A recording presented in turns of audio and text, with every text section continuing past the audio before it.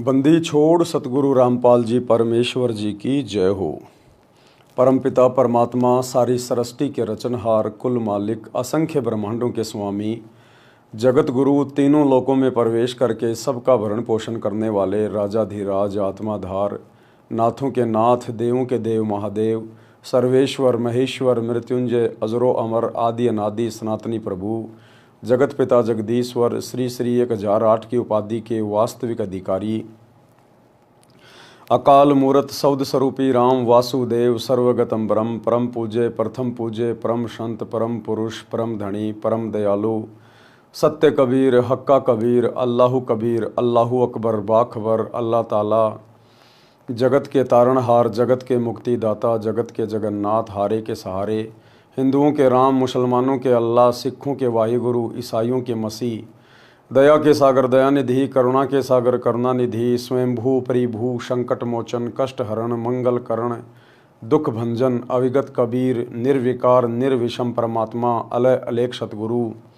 आदि अनादि सतगुरु, असली मर्यादा पुरुषोत्तम, असली राम, असली कृष्ण, असली घनश्याम, असली मुरारी, राजाओं के राजा, महाराजाओं के महाराजा, शहंशाहों के शहंशाह, सम्राटों के सम्राट, भगवानों के भगवान, अल्लाहों के अल्लाह, प्रभुओं के प्रभु, मसीहाओं के मसीह, सच्चे वाहिगुरु, बाबाओं के बाबा, पीरों के पीर, सेठों के सेठ, जगत सेठ, सावलसा सेठ, सर्वगुण संपन्न, अनंत कोटि कलाओं के स्वामी, अनंत कोटि ब्रह्मांडों के नायक, योगियों में महायोगी, ध्यानियों में महाध्यानी, सिद्धों में परम सिद्ध, ज्ञानियों में तत्व ज्ञानी, ब्रह्म ज्ञानी, महाज्ञानी, परम ज्ञानी, सर्वश्रेष्ठ ज्ञानी, विज्ञानी, युवा कबीर, समरथ कबीर, असमवात, अमित ओझा, सच्चे रहनुमा, करीम अल्लाह, सुभान अल्लाह, दुनिया के अंतिम पैगंबर, 8 सितंबर 1951 से गांव धनाना, जिला सोनीपत, हरियाणा, भारतवर्ष की पावन भूमि पे प्रकट रियल कल की भगवान श्री नारायण साकार हरि, श्री बाबा साहेब नूर अनंत परमात्मा,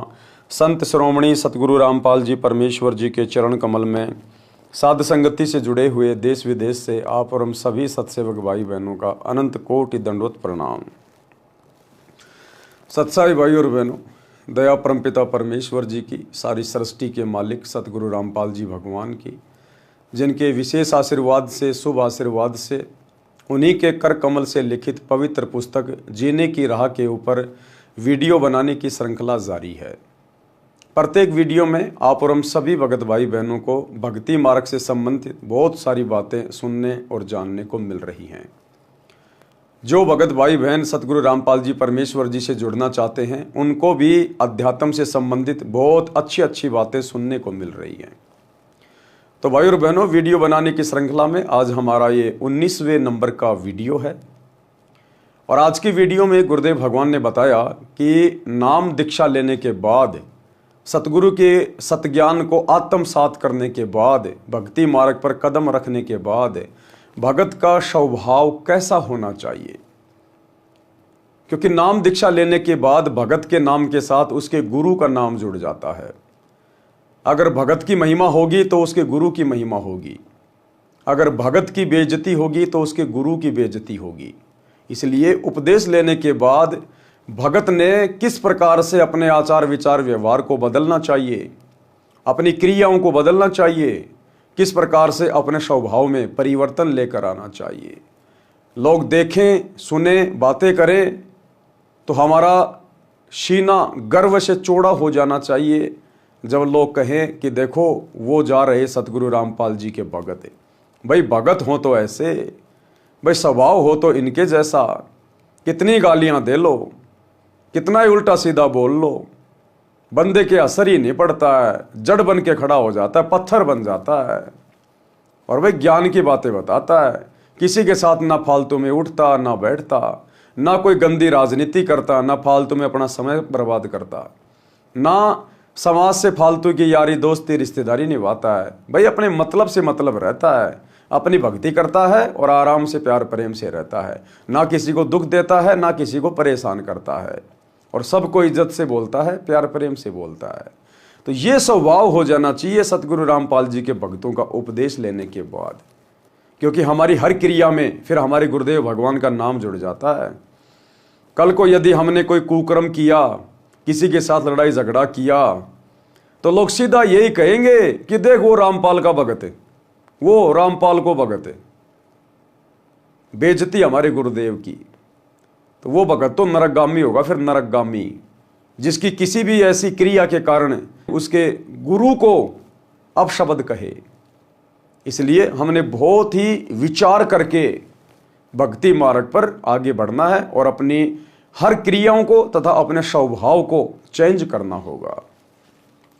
तो आज की वीडियो में गुरुदेव ने हमें समझाया है कि भगत का स्वभाव कैसा हो। पवित्र पुस्तक जीने की राह, वीडियो नंबर 19, पेज नंबर 144। भगत का स्वभाव कैसा हो। अनुराग सागर के पेज नंबर 6 से वाणी नंबर 7 से 17। धर्मदास वचन, यानी धर्मदास जी ने जब कबीर परमात्मा उनको गुरु रूप में मिले, ज्ञान समझाया, तो धर्मदास जी ने पूछा कि हे गुरुदेव, हे परमेश्वर, भगत का स्वभाव कैसा होना चाहिए, भगत ने अपने जीवन में कैसा होना चाहिए। तो कबीर परमात्मा जी ने, जो कि धर्मदास जी के सतगुरु थे, उन्होंने क्या बताया। मर्तक भाव प्रभु कहो बुझाई, जाते मन की तपनी नशाई। हे परमात्मा, हे गुरुदेव भगवान, हमें बताइए कि मर्तक भगत के क्या लक्षण होते हैं, भगत को किस प्रकार से मर्तक भाव में आना चाहिए। के ही विधि मर्तक हो ये जीवन, कहो विलोय नाथ अमृत धन। कबीर वचन, मर्तक के दृष्टांत उदाहरण। धर्मदास ये कठिन कहानी, गुरु गमते कोई बिरले जानी। कि हे धर्मदास, मेरे से उपदेश लेने के बाद मृतक भाव में आना, यानी भगत को जीवित ही मार लेना, जीवित ही मर जाना, यानी संसार से विमुख हो जाना, केवल भक्ति और भगवान के प्रति समर्पित होना, उसको कहते हैं जीवित ही मर जाना, मृतक भाव। कहते हैं धर्मदास, ये बहुत कठिन कहानी है। भगत के द्वारा मृतक भाव पैदा करना इतना आसान नहीं है। गुरु से लगन कठिन है भाई, और जिसकी अपने सतगुरु से लगन लग गई वो तो जीवित ही मर गया, उसी को कहते हैं मृतक भाव। क्योंकि जिसकी सतगुरु से लगन लग जाएगी, तो सतगुरु से लगन तभी लगेगी जब संसार से उसकी लगन हटेगी, और संसार से लगन हटना ही जीवित मरना है। तो कहते हैं सीधा सा फॉर्मूला है, आप अपने गुरु जी से लगन लगा लो। गुरु जी से लगन लगा लेगा मतलब अपने गुरुजी के भगत वाले जीवन को ध्यानपूर्वक देख लो। हमारे गुरुदेव ने जो एक भगत का जीवन हमें जी के दिखाया, 17 फरवरी 1988 से सन 1994 तक, 6 वर्ष तक, तो हमारे गुरुदेव किस प्रकार से रहे अपने भगत वाले जीवन में, हमने भी वैसा ही भगत बनने का प्रयास करना है। और वैसा ही भगत बनेंगे तो हमारी बात बनेगी, तभी हम मर्तक भाव में आएंगे। तो भक्ति मार्ग में आने के बाद हमारे गुरुदेव ने कभी कोई सांसारिक चौंचले नहीं किए। सबसे पहली बात, हमारे गुरुदेव कभी भी किसी शादी में, रिश्तेदारी में, जन्मदिन पे, मरण दिन पे, किसी भी फंक्शन में हमारे गुरुदेव कभी भी नहीं गए। कभी भी हमारे गुरुदेव का कोई यार दोस्त नहीं है, कोई यारी नहीं है किसी के साथ में। हमारे गुरुदेव ने कभी किसी के साथ में हंसी मजाक नहीं किया। हमारे गुरुदेव ने कभी भी मनोरंजन के लिए, पिकनिक के लिए, घूमने के लिए कभी भी कहीं बाहर नहीं गए। हमारे गुरुदेव ने कभी किसी से लड़ाई झगड़ा नहीं किया, मार पिटाई तो बहुत दूर की बात है। हमारे गुरुदेव ने कभी भी अपने भगत वाले जीवन में किसी के साथ में गुस्सा नहीं किया, वाद विवाद नहीं किया, लड़ाई झगड़ा नहीं किया। हमारे गुरुदेव ने कभी भी राजनीति नहीं करी, ना कभी हमारे गुरुदेव वोट डालने गए, ना कभी किसी राजनेता की रैली में गए, ना किसी राजनीतिक पार्टी को सपोर्ट किया। ना हमारे गुरुदेव ने कभी कोई गेम खेला, ना किसी के लिए कोई स्टेडियम बनवाया। ना हमारे गुरुदेव ने कोई सामाजिक यारी दोस्ती निभाई, कभी किसी समाज की मीटिंग में नहीं गए, किसी भी समाज की धर्मशाला नहीं बनवाई। हमारे गुरुदेव ने कोई जाति वाली सामाजिक प्रथा को नहीं निभाया। हमारे गुरुदेव ने बाहर जा जाके कभी भी आन उपासकों के लिए कोई भंडारे नहीं लगाए। हमारे गुरुदेव ने कभी भी कोई दांतों का कैंप नहीं लगाया, आंखों का कैंप नहीं लगाया, देह दान का, रक्तदान का कैंप नहीं लगाया। हमारे गुरुदेव भगवान ने कभी भी आश्रमों में बकवादे नहीं करी, कभी आश्रमों में रंगोलियां नहीं बनाई, कभी भी आश्रमों को फूलों की तरह नहीं सजाया, मैरिज गार्डन की तरह नहीं सजाया। हमारे गुरुदेव ने कभी भी अपने आश्रम में कबीर जी का झोपड़ा नहीं बनाया, लहर तारा तालाब नहीं बनाया, जुलाहों का कुआं नहीं बनाया, कभी कोई प्रदर्शनियां नहीं लगाई। हमारे गुरुदेव मर्तक भाव में रहे कि इस गंदे लोक में और किस बात की सजावट, किस बात की खुशी। या तो गिन गिन के टाइम पास करना है, गिन गिन के टाइम पास रो रो के, कि ये परमात्मा कभी सौपन में भी कोई गलती ना हो जाए, आपके दिल को चोट ना पहुंच जाए। तो हमने उसी भाव से जीना पड़ेगा, अपने जीवन को ढालना पड़ेगा। मर्तक यानी आपने कभी भी सतगुरु रामपाल जी के जीवन में, जब से आप उनको जानते हो, आपने कभी भी उनको सामाजिक भाव में नहीं देखा, सांसारिक भाव में नहीं देखा, व्यर्थ में घूमते फिरते नहीं देखा। उसको कहते हैं मर्तक, जिसका इस संसार से कनेक्शन कट गया, उसको कहते हैं मर्तक। हमारे गुरुदेव कभी अपने गुरु भाइयों की बातों के ऊपर विश्वास करके कभी भी उन्होंने अपनी भक्ति का नाश नहीं किया, मर्यादा नहीं तोड़ी। हमारे गुरुदेव ने कभी किसी कोऑर्डिनेटर की बात नहीं मानी, दादा गुरु जी के समय भी तो थे। हमारे गुरुदेव ने ज्ञान को आधार बनाया। तो ये होता है मर्तक भाव, केवल अपने गुरु से नाता, गुरु के ज्ञान से नाता, दूसरा किसी से कोई रिश्तेदारी नहीं। कदम कदम पे ज्ञान को आधार बना के भक्ति मार्ग में आगे बढ़ना। तो ये सब कुछ हमने अपने गुरुदेव के भक्ति वाले, भगत वाले जीवन से समझना है। इसलिए कहते हैं गुरु से लगन कठिन है भाई। अगर मर्तक बनना है तो आपने अपने गुरुदेव के जैसा बनना पड़ेगा। गुरुदेव के प्रति समर्पित हो जाना, गुरुदेव की प्रत्येक मर्यादा में और आज्ञा में चलना, इसी को कहते हैं मर्तक बनना, मर्तक भाव।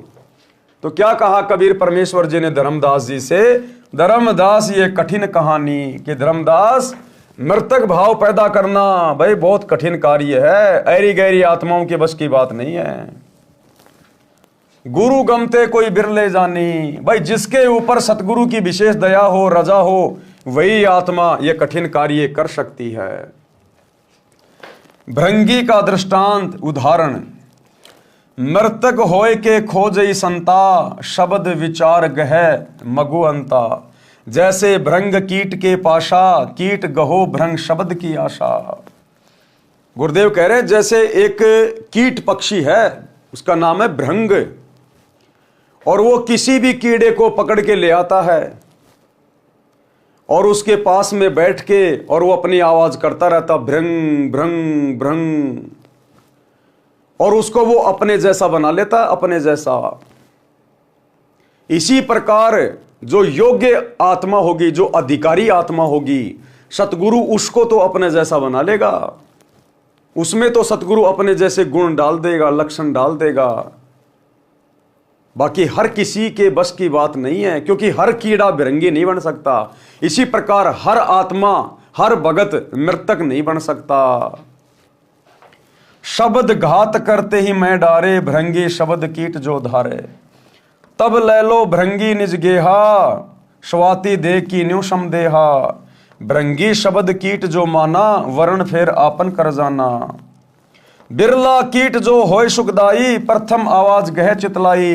यानी जो बिरला जो कीट होता है, बिरला जो कीड़ा होता है, वो उस भृंग की पहली आवाज से ही भृंग बन जाता है।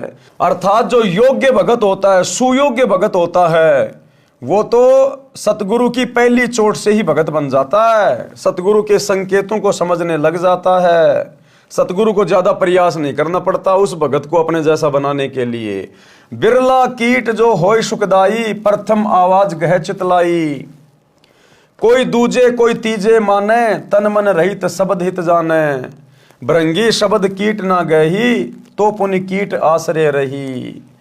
एक दिन कीट गहेसी भृंग भाषा, वर्ण बदले पूर्व आशा। मर्तक के और दृष्टांत अनुराग सागर के पेज नंबर 7 से वाणी नंबर 7 से 20 है।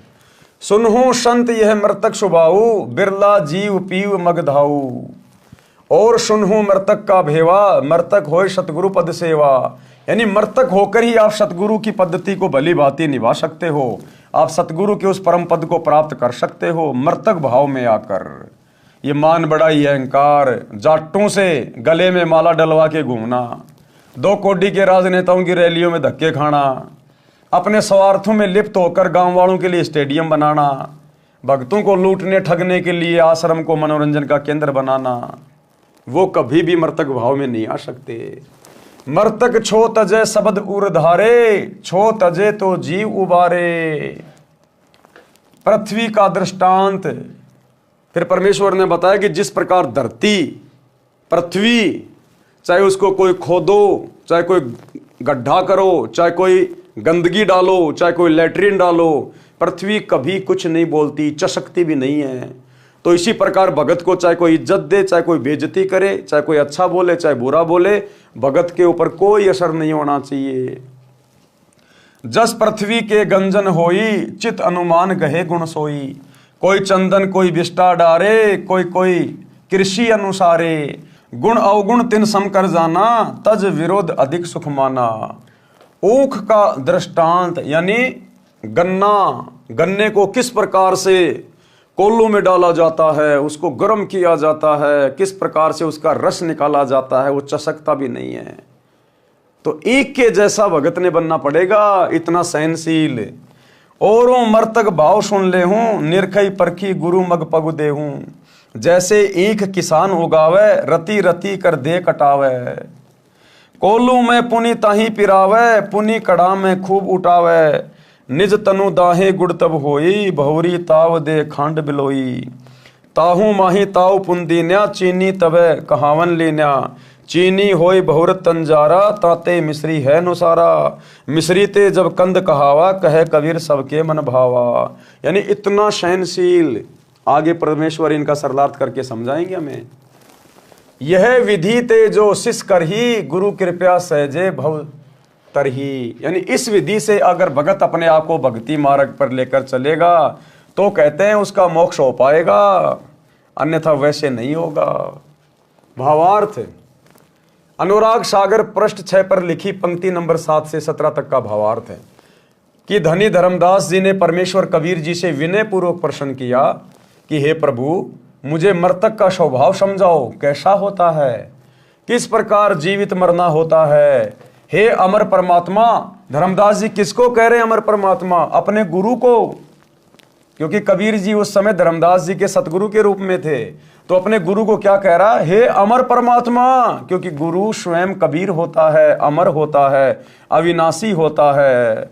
हम भी रोज अपने गुरुदेव को अमर परमात्मा कहते हैं, लेकिन हम ध्यान नहीं देते। रोज संध्या आरती के लास्ट में अवगुण किए घनेरे, फिर भी भले बुरे हम थारे। दास को जान के निपट नदान, मोहे बख्श दियो अविनाशी। हम रोज अपने गुरु जी को संध्या आरती में अविनाशी कहते हैं, लेकिन हम मानते नहीं, हमारे को विश्वास नहीं है कि हमारे गुरु जी अविनाशी हैं। तो धर्मदास जी अपने गुरुदेव को कह रहे हैं, हे अमर परमात्मा, हे स्वामी, कृपया बिलोय अर्थात निष्कर्ष निकाल कर वह अमृत धन अर्थात अमर होने का मार्ग बताइए।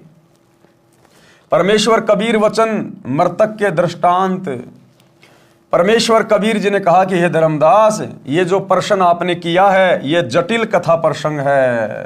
यानी मर्तक भाव में आना भाई इतना आसान नहीं है धर्मदास। सतगुरु शरण में रहकर ज्ञान का इच्छुक ही इसको समझकर खरा उतरता है। यानी कोई बिरले होंगे जो मर्तक भाव में आएंगे, जो समाज से उल्टा हटेंगे, फालतू के भाईचारे से उल्टा हटेंगे, लोभ लालच स्वार्थ काम क्रोध से पीछे हटेंगे और अपने गुरुजी के जैसा बनने का प्रयास करेंगे। कहते हैं कोई बिरले ही होंगे, हर किसी के बस की बात नहीं, चाहे कितने नाम दीक्षा ले लो। भृंगी का दृष्टांत, भृंगी कीड़े का उदाहरण देकर समझा रहे हैं परमात्मा। संत साधक जन जीवित मर्तक होकर परमात्मा को खोजते हैं। शब्द विचार यानी यथार्थ नाम मंत्रों को समझ विचार करके उस मार्ग के अंत यानी अंतिम छोर तक पहुंचते हैं, अर्थात पूर्ण मोक्ष प्राप्त करते हैं। जैसे एक भृंग यानी पंखों वाला नीले रंग का कीड़ा होता है जिसे भमीरी कहते हैं। नीले रंग का मोटा सा कीड़ा होता है। बचपन में हम उसकी गर्दन में धागा बांध के और उसको यूं घुमाया करते थे और वो भी भी की आवाज करता था। अब पता चल रहा वो भृंगी कीड़ा था, जिसे भंबीरी कहते हैं, जिसको इंजनहारी आदि आदि नामों से जाना जाता है, जो भी की आवाज करती रहती है। वह अपना परिवार नर मादा के मिलन वाली विधि से उत्पन्न नहीं करती। वह एक कीट यानी कीड़े विशेष के पास जाती है, उसके पास अपनी भी भी की आवाज करती है। जो कीड़ा उसकी आवाज से प्रभावित हो जाता है उसको उठाकर पहले से तैयार किया मिट्टी के घर में ले जाती है। वह गोल आकार का 2 इंच परिधि का एक 2 मुख वाला गारा का बना होता है।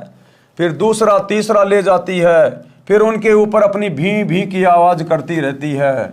फिर ओस के जल को अपने मुख से लाकर उन कीटों के मुख में डालती है। उस बम्बीरी यानी भृंग की बार बार आवाज को सुनकर वह कीट उसी रंग का हो जाता है तथा उसी तरह पंख निकल आते हैं।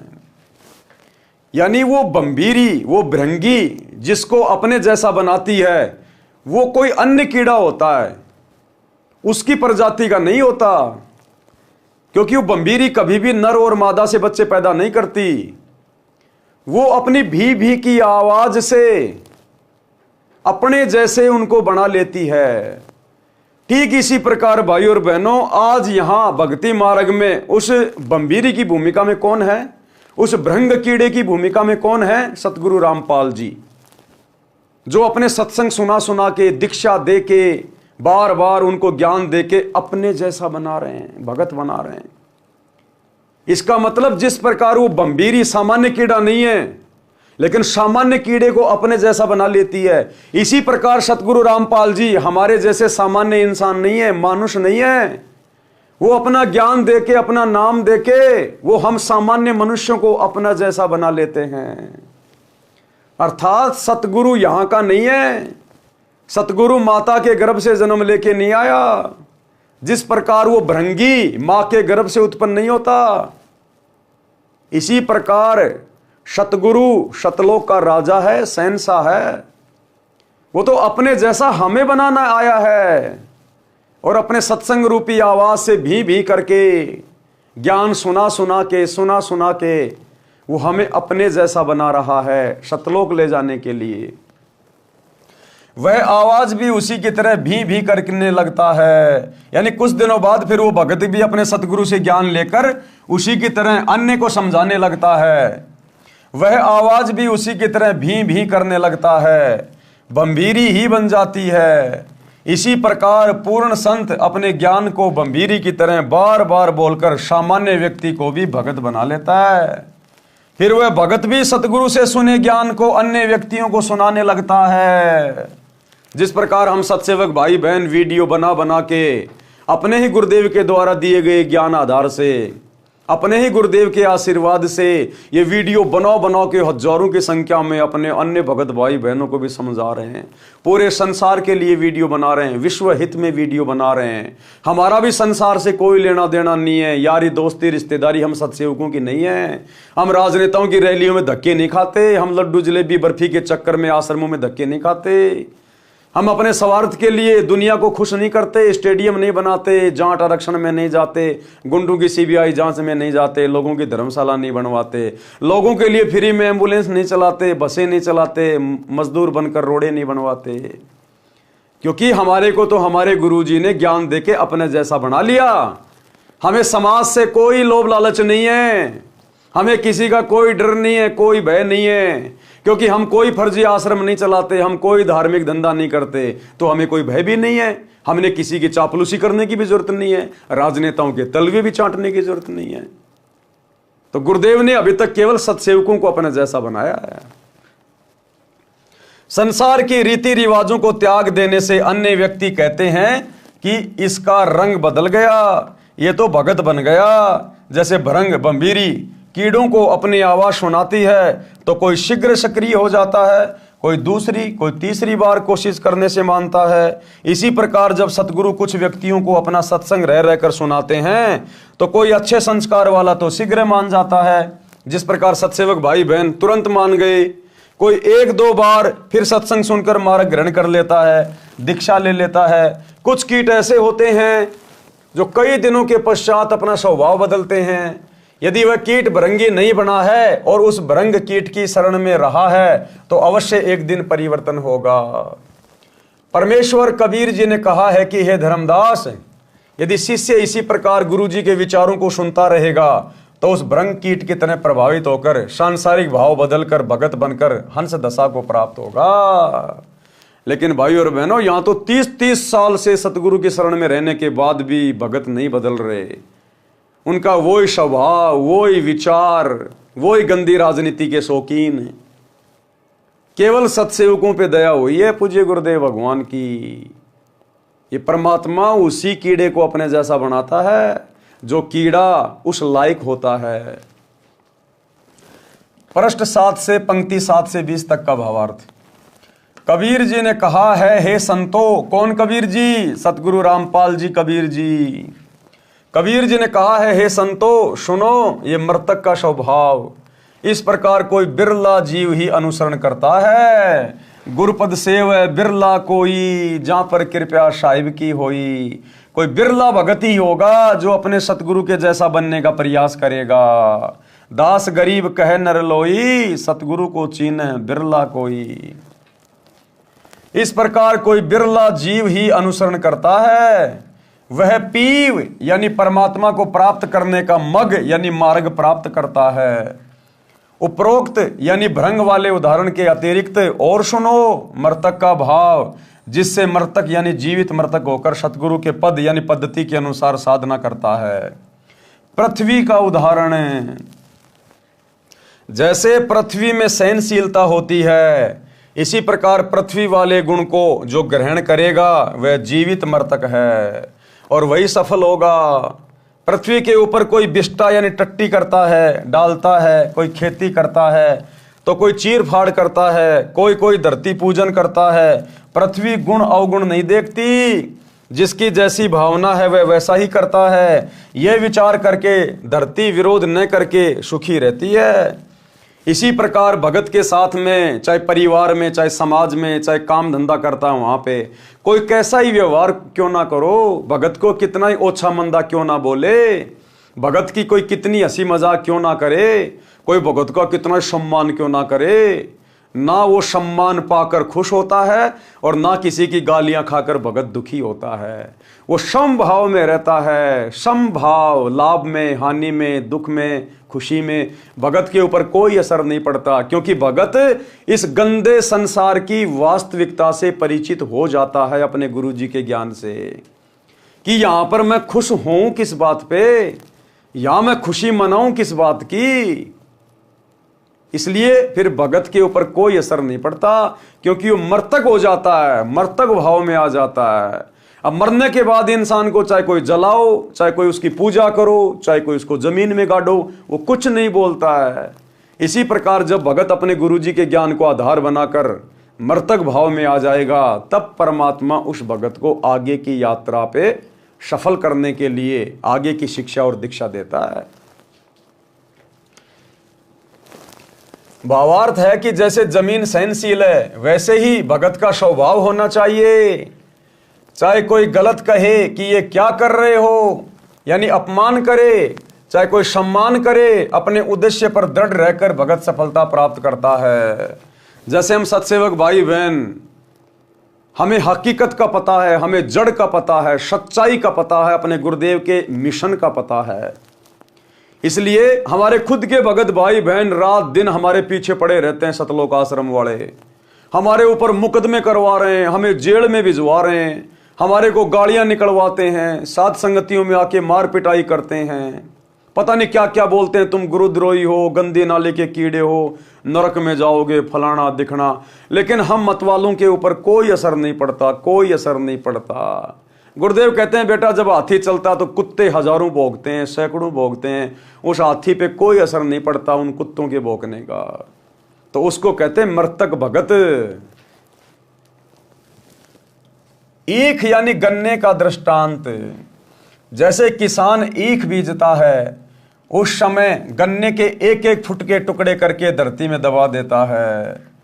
ईख गन्ना बनने के पश्चात कोल्हू में पीड़ा जाता है, फिर रस को कड़ाहे में अग्नि की आंच में उबाला जाता है, तब गुड़ बनता है। यदि अधिक ताव गन्ने के रस को दिया जाता है तो वह खांड बन जाता है, जो गुड़ से भी स्वादिष्ट होती है।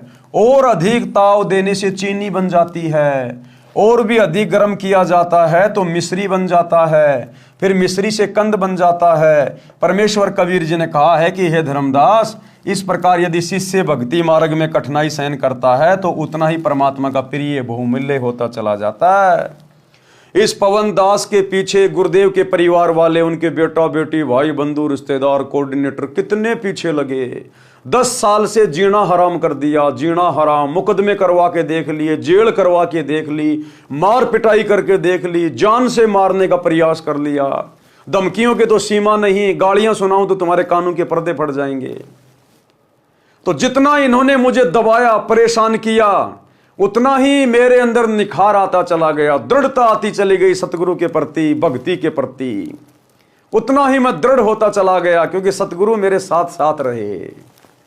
तो इसी प्रकार गुरुदेव हमें समझा रहे हैं कि आपके परिवार में, आपके गांव में या समाज में या रिश्तेदार हमें इस भक्ति मार्ग पर लगने के बाद चाहे हमारा कितना ही विरोध करें, कितना ही उल्टा सीधा बोलें, वो जितना हमें दुखी करने का प्रयास करें, हमने उतना ही दृढ़ता के साथ में संघर्ष करना है। उनको और अधिक अच्छा भगत बन के दिखाना है। अंत में उनको ये लगना चाहिए कि भाई हमने इस आदमी को बहुत दुखी किया, बहुत परेशान किया, लेकिन कभी इस आदमी ने हमारे को उफ तक नहीं कहा, कभी हमारे से लड़ाई झगड़ा करने का भी इसने प्रयास नहीं किया। अंत में आपके व्यवहार से उसके ऊपर वो छाप पड़नी चाहिए, वो असर पड़ना चाहिए आपके व्यवहार के कारण कि भाई भगत हो तो ऐसे। भाई एक दिन वो खुद ही शर्मिंदा हो जाएंगे अंत में, जब उनको ये ज्ञान समझ में आएगा। तो इस प्रकार से भाई और बहनों, दुनिया के दबाव से, प्रेशर से आप और हमने और अधिक दृढ़ होना चाहिए, संघर्ष की हिम्मत आनी चाहिए। क्यों? क्योंकि हम सत्य ज्ञान से जुड़े हैं, हम सतगुरु भगवान से जुड़े हैं। हमारा गुरु कोई ऐरा गहरा नथु बैरा नहीं है, कोई आचार्य शंकराचार्य नहीं है। हमारा गुरु सर्व सृष्टि का रचनहार है। तो कहते हैं सिर पर साई सत्य हैं, फिर तो को क्या भय रे। फिर डर किस बात का जब तेरा गुरु तेरा रक्षक बन के खड़ा है। फिर तो भगत ने आंख बंद करके आगे बढ़ना चाहिए। आगे गुरुदेव ने कबीर सागर के अनुराग सागर से कुछ वाणियों का समावेश किया है कि भगत किस प्रकार से मर्तक भाव में आता है। अनुराग सागर के पृष्ठ 8 तथा 9 का सारांश है कि साधक वही है जो अपनी सर्व इंद्रियों को संयम में रखता है, अपनी सभी इंद्रियों को संयम में रखता है। ये आंखें हमें गुरुदेव भगवान के दर्शन करने के लिए मिली हैं। इन आंखों को हमने अपने वश में रखना है। काल तो कोशिश करेगा इन आंखों से गंदी गंदी चीजें दिखाएगा, अश्लील चीजें दिखाएगा। मोबाइल खोलोगे आजकल पता नहीं क्या क्या आ जाता है, बिन बुलाए मेहमान की तरह। तो हमने संयम रखना है, हमने विचार करना है। ये काल का षड्यंत्र है जो मोबाइल में गंदी गंदी फिल्में आ रही हैं, नंगी नंगी फोटो में आ रही हैं। ये काल का षड्यंत्र है। काल मुझे फंसाना चाह रहा है, मेरे मन को गंदा करना चाहता है काल। तो तुरंत हमने विचार कर लेना चाहिए कि ये काल का षड्यंत्र है, हटा इसको, हटा हटा हटाओ। आंखों से केवल अपने गुरुदेव के सत्संग देखने हैं, कानों से सुनने हैं, अपने गुरुदेव के दर्शन करने हैं। जिव्या तो वाये भली जो रटे हरि को नाम, नहीं तो काट कर फेंक दो मुख में भलो ना चाम। इस जीव से हमने किसी को बुरा नहीं बोलना, कुवचन नहीं बोलने, झगड़ा नहीं करना, गालियां नहीं देनी। जीव का सदुपयोग करना है। ये परमात्मा की महिमा के लिए मिली है, मीठे वचन बोलने के लिए मिली है, भगत भाइयों को सच्चाई बोलने के लिए मिली है। ये हाथ वगैरह ये शुभ कर्म करने के लिए दिए भगवान ने, दान धर्म करने के लिए दिए हैं, आधीनी से हाथ जोड़ने के लिए दिए हैं। इन हाथों में सुमरणी पकड़ के मंत्र जाप करने के लिए दिए भगवान ने। इन हाथों का सदुपयोग करना है। इन हाथों से किसी के साथ में लड़ाई झगड़ा नहीं करना, मार पिटाई नहीं करनी, हाथों का दुरुपयोग नहीं करना। सारी इंद्रियों का हमने सदुपयोग करना है। इसलिए परमात्मा कहते हैं मर्तक भगत वो है जो अपनी सर्व इंद्रियों को संयम में रखता है। जैसा मिल जाए उसी में संतोष करे। रूप को देखकर, यानी किसी की शकल को देखकर, किसी के रंग को देखकर ना किसी की प्रशंसा करे, ना किसी को कुवचन कहे। भगत के लिए चाहे भगत कोई सांवड़ा हो चाहे गोरा हो, हमें गुरुदेव ने हकीकत बता दी इस शरीर की कि बेटा चाहे गोरा हो चाहे सांवड़ा हो, कोई ठिगना हो चाहे कोई 7 फुट का हो, इस शरीर में वो गोबर भरा है, टट्टी भरा है, थूक लार पेशाब मांस। भगत को सम भाव से सभी भक्तों के प्रति व्यवहार करना चाहिए। रूप को देखकर उस पर आकर्षित नहीं होवे और कुरूप को देखकर घृणा ना करे। दोनों को दिव्य ज्ञान की नजरों से देखे कि ऊपर का चाम गोरा या काला है, शरीर में हाड़ मांस सब एक जैसा है तथा जरा सा रोग होने पर गल जाता है, संडास बदबू मारने लगती है। इस प्रकार विवेक से भक्ति करे। यदि कोई सम्मान करता है, प्यार से बोलता है तो खुशी महसूस ना करे। अगर कोई भगत की बड़ाई करता है, चापलूसी करता है, तो भगत ने बिल्कुल भी प्रसन्न नहीं होना चाहिए, अंदर अंदर खुशी नहीं मनानी चाहिए। यह भी एक काल का जाल है बहुत बड़ा। इसीलिए दास सभी भाई बहनों को बार बार कहता है कि मेरी कोई बड़ाई ना किया करो, कभी भी मुझे महत्व ना दिया करो, मुझे अच्छा सा नहीं लगता। जो मेरे गुरुदेव की बड़ाई करता है, मेरे गुरुदेव की प्रशंसा करता है, तो मेरा खून ऑटोमेटिक ही बढ़ जाता है। यदि कोई सम्मान करता है, प्यार से बोलता है तो खुशी महसूस ना करें। यदि कोई कुबोल यानी कुवचन कहता है तो दुख ना माने। उनकी बुद्धि के स्तर को जानकर शांत रहें। तभी तो पिछले 10 साल से हम सत्सेवक भाई बहन सहन करते आ रहे हैं। साध संगतियों में आकर गुरुदेव के परिवार ने, इन कोऑर्डिनेटरों ने, आश्रम वाले भक्तों ने हमारे साथ में कितनी बदतमीजियां की, मार पिटाई, लड़ाई झगड़ा, पुलिस वालों को लेकर आ गए, पुलिस वालों को शराब पिला के भक्तों को पिटवा रहे हैं, मुकदमे करवा दिए, जेल में डलवा दिया, गालियों की सीमा नहीं। लेकिन किसी भी सत्सेवक भाई बहन के मुख से आपने एक भी गाली नहीं सुनी होगी, एक भी गाली। तो परमेश्वर अपने सत्सेवक बच्चों को धीरे धीरे साथ संगति से जोड़कर मर्तक भाव में ला रहे हैं। हमें उनकी बुद्धि के स्तर का पता है, इसलिए हम शांत हैं। उनकी बुद्धि के स्तर को जानकर शांत रहें। यदि कोई अच्छा भोजन, खीर खांड हलवा पूरी खिलाता है तो उसी कारण उसे प्रभावित ना हो, उसको उसका कर्म का फल मिलेगा। यदि कोई रूखा सूखा भोजन खिलाए तो उसको अधिक भाव से, प्रेम से खाना चाहिए। काम वासना, सेक्स को महत्व ना दें। क्या कह रहे हैं गुरुदेव? काम वासना यानी सेक्स को महत्व ना दें। बिल्कुल रिजेक्ट कर दिया परमात्मा ने। सबसे बड़ा रोग है, सबसे बड़ा रोग। कामी क्रोधी लालची इनसे भक्ति ना होए, भक्ति करे कोई शूरमा, जात वर्ण कुल खोए। जिस दिन भगत साध संगति से जुड़ जाएगा और विषय वासना पे कंट्रोल कर लेगा, बिल्कुल दिल से त्याग देगा, उस दिन वो भगत सार नाम के योग्य होगा। उस दिन काम वासना अर्थात सेक्स को महत्व ना दें, वही भगत वास्तव में परमेश्वर प्राप्ति कर सकता है। वही भगत वास्तव में परमेश्वर की प्राप्ति यानी सतलोक की प्राप्ति।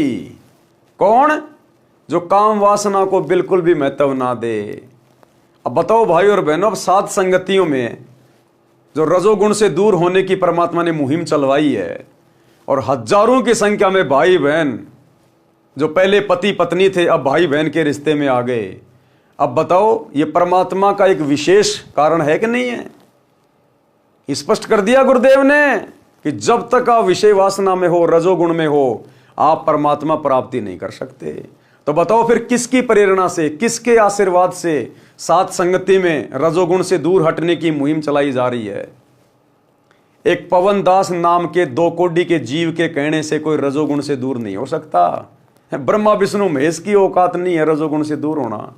और मेरे जैसे 2 कोटि के प्राणी के कहने से, और आप हजारों भगत भाई बहन के रिश्तों में आ चुके हो, तो कौन करवा रहा है? इस कुत्ते को आशीर्वाद देके, इस कुत्ते के मुख से सतगुरु रामपाल जी भगवान ये वचन बुलवा रहे हैं। और पहले परमात्मा ने इस कुत्ते को तैयार किया, साफ सुथरा किया, तब कहीं जाकर मेरे माध्यम से वो वचन आप भाई बहनों के ऊपर असर कर रहे हैं। क्योंकि साध संगति सतलोक के लिए गुरु जी का ट्रेनिंग सेंटर है। ये विकार साध संगति से जुड़कर ही दूर हो सकते हैं, अन्यथा ये विकार दूर नहीं होंगे। इसलिए साध संगति गुरुदेव का असली मार्ग है। काम वासना अर्थात सेक्स को महत्व ना दें, वही भगत वास्तव में परमेश्वर प्राप्ति कर सकता है। क्लियर कर दिया गुरुजी ने। जब तक रजोगुण में रहोगे कामी क्रोधी लालची इनसे भक्ति न होए, भक्ति करे कोई सूरमा, जात वर्ण कुल खोए। यदि काम वासना परेशान करे तो उसको भक्ति नाम सुमरण में लगाकर आनंद प्राप्त करे। अगर काम वासना ज्यादा परेशान करे तो गुरुदेव कहते हैं तुरंत सत्संग सुनना शुरू कर दे, या तुरंत अपना सुमरण पे ध्यान लगा ले। 5-10 मिनट के बाद में वो ऑटोमेटिक शांत हो जाएगी। ऑटोमेटिक यही तरीका है इसका, यही तरीका है। ठंडे पानी के छींटे मारते रहो, गुरुदेव के सत्संग के और नाम सुमरण के छींटे मारते रहो, और धीरे धीरे एक समय ऐसा आएगा परमात्मा बिल्कुल शांत कर देगा भगत को, शांत। यदि काम वासना परेशान करे तो उसको भक्ति नाम सुमरण में लगाकर आनंद प्राप्त करे। उसी समय काम वासना मुरझा जाती है। काम वासना का नाश करने का तरीका और क्या बताया गुरुदेव ने? कबीर पर नारी को देखिए बहन बेटी के भाव, कहे कबीर काम नाश का ये सहज उपाय। दूसरा उपाय गुरुदेव ने बताया, यदि किसी युवती को देखकर अगर ये काम वासना हमें परेशान करे, मन में गंदे विचार आने शुरू हो जाएं, क्योंकि काल का तो काम है।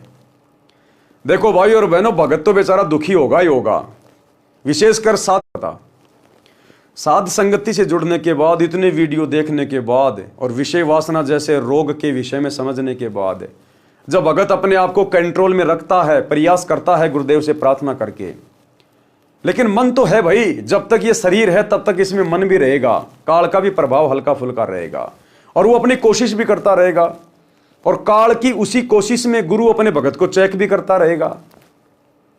तो कभी कभार क्या होगा, किसी बहन बेटी को देखकर अचानक से, क्योंकि काल ऐसे ऐसे दृश्य दिखा देगा जो हम देखना नहीं चाहते, या वैसे भी कोई सुंदर बहन आ रही है तो मन की तो आदत है, ये आंखें जो है ना ये स्कैनर हैं, स्कैनर। सामने अगर 5 लड़कियां हैं और उनमें यदि एक लड़की गोरी है, ये आंखें तुरंत उसी पे टिक जाएंगी, ये स्कैनर है। क्योंकि ये शरीर काल ने बनाया है, परमात्मा ने केवल इसके हाथ में आत्मा सौंपी थी। केवल हमारा जो ऊर्जा शरीर है ना, केवल दुर्गा के अंदर परमात्मा ने हम सभी आत्माओं को आत्मा के रूप में फिट किया था। ऊपर का बॉडी ये काल ने बनाया है और अपना एजेंट बैठा दिया मन। अब ये मन है बढ़वा, ये बढ़वागिरी करवाता है, ये कर्म फुड़वाता है। तो इसने आंखें ऐसी बना दी स्कैनर। कोई 5 गाड़ियां खड़ी हैं, एक बहुत अच्छी गाड़ी खड़ी है महंगी चमचमा रही है, आंखें तुरंत उस पर जाके टिक जाएंगी। 20 प्रकार के सेव रखे हैं, लाल कौन सा है, बढ़िया कौन सा है, आंखें तुरंत उसके ऊपर जाके टिक जाएंगी। ये स्कैनर का काम करती हैं। तो इसी प्रकार कोई सुंदर बहन, कोई आकर्षक बहन आ रही है, माता बहन, तुरंत ही आंखें एक बार जाएंगी उधर, ना चाहते हुए भी, भगत की भी जाती हैं। यह बात अलग है कि तुरंत परमात्मा का तत्व ज्ञान दीवार बन के खड़ा हो जाता है कि भगत जी अपना काम नहीं है भाई, ये तो मन की बकवाद है। तो साथ संगति से जुड़ने के बाद जब भगत बेचारा प्रयास करता है विषय वासनाओं से दूर हटने के लिए, तो काल प्रेरणा से, मन के प्रभाव से कभी कभार इस प्रकार की यदि कोई हमारे सामने घटना हो जाए, अचानक से हमारा ध्यान यदि चला जाए, क्योंकि मन तो भटकाने का काम करेगा, तो भगत को बेचारे को दुख होता है, अंदर से बड़ा दुख होता है कि मैंने क्यों देखा। वो देखना नहीं चाहता, उसको अब अच्छा नहीं लग रहा, लेकिन वो मन कोशिश कर रहा है कि मैं इसको कोशिश करूं इसको डगमग करने की। तो जैसे ही एकदम से नजर जाती है तो क्या होगा, अंदर से भगत दुखी होगा। आत्मा जो होती है ना, वो तुरंत क्या बोलेगी, अरे नहीं भगत जी अपना काम नहीं है, अरे नहीं नहीं नहीं नहीं। अंदर से भगत दुखी होता कि मैंने क्यों देखा।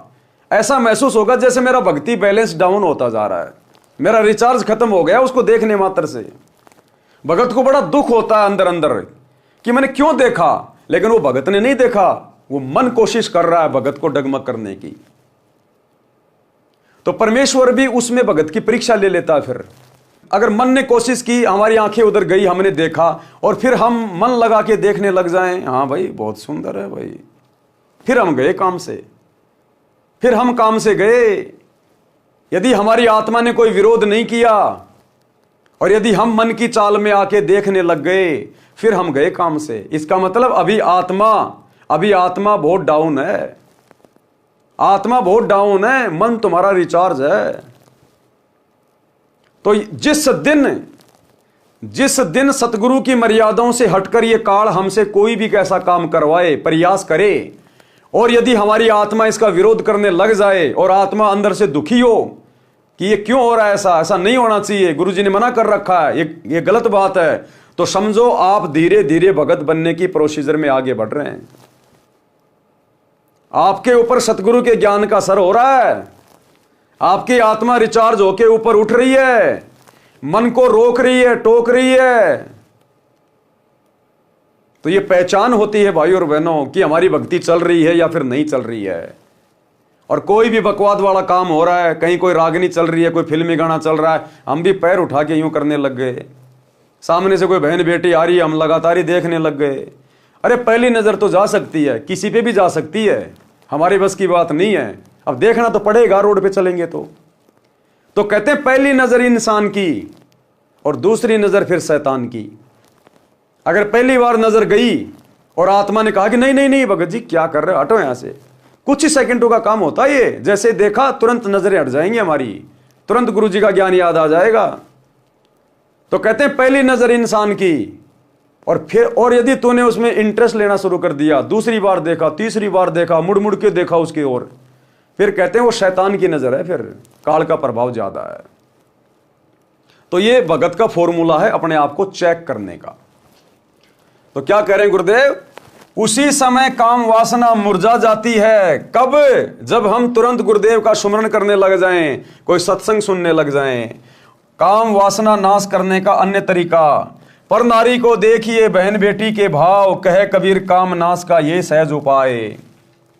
जब भी मन बकवाद करे तो तुरंत सामने वाली को अपनी बहन या बेटी की दृष्टि से देखना चाहिए कि मेरे घर में भी तो मेरी माँ है, ऐसी तो है, इसके क्या कुछ अलग थोड़ी है।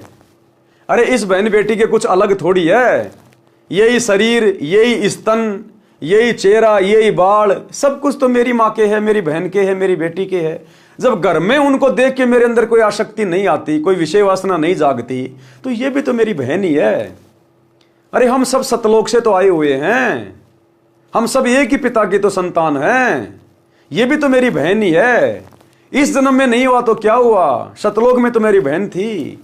इस जन्म से पहले ना जाने कितनी बार ये आत्मा मेरी बहन रह चुकी है, मेरी मां रह चुकी है। तो फिर गुरुदेव कहते हैं आपने इस भाव से भी इस मन पापी को रोकना चाहिए कि भैया सब एक जैसी हैं, ये भी मेरी बहन जैसी है, मेरी मां जैसी, इसमें क्या अंतर है बताओ। तो इस प्रकार से हमें थोड़ा प्रयास करना चाहिए। मोक्ष प्राप्ति का अन्य भाव, अनल यानी अलल पक्षी जैसा भाव। जैसे एक अनल पक्षी जिसको अलल पंख भी कहते हैं, आकाश में रहता था, अब नहीं रहता वो पक्षी। बहुत बड़ा बताया गुरुदेव ने, वो द्वापर युग तक था। उसके बाद में वातावरण में पोल्यूशन बहुत ज्यादा हो गया, जिस कारण से उसकी प्रजातियां नष्ट हो गई। वो हमेशा ऊपर आकाश में रहता था। उसके पंख बहुत बड़े बड़े बताए गुरुदेव ने, एरोप्लेन से भी बड़े बड़े पंख। वो एक बार अपने पंखों को फड़फड़ा के यूं कर लेता था तो कई दिनों तक वो वहीं पे स्थिर रहता था। वो तो परमात्मा की रजा है, मालिक ने जिसको जैसा कोई गुण दे रखा वो तो वैसा ही होगा। और वो 5-5 हाथियों को एक बार में धरती से अपने पंजों में दबा के, चोंच में भर के और ऊपर लेके उड़ जाता था। इतना भारी पक्षी था वो द्वापर के अंत तक था। उसके बाद फिर वो पक्षी धीरे धीरे विलुप्त हो गया, क्योंकि पृथ्वी पर धीरे धीरे जंगल भी नष्ट हो गए।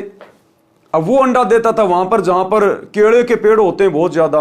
अब आगे चल के लोगों ने जंगल काट दिए, जंगल हो गए नष्ट। अब वो अंडा ऊपर से गिरे, गिरते ही बेचारा फूट जाए, वो अलल पक्षी का बच्चा बेचारा वहीं मर जाए। तो जिस कारण से वो प्रजाति नष्ट हो गई।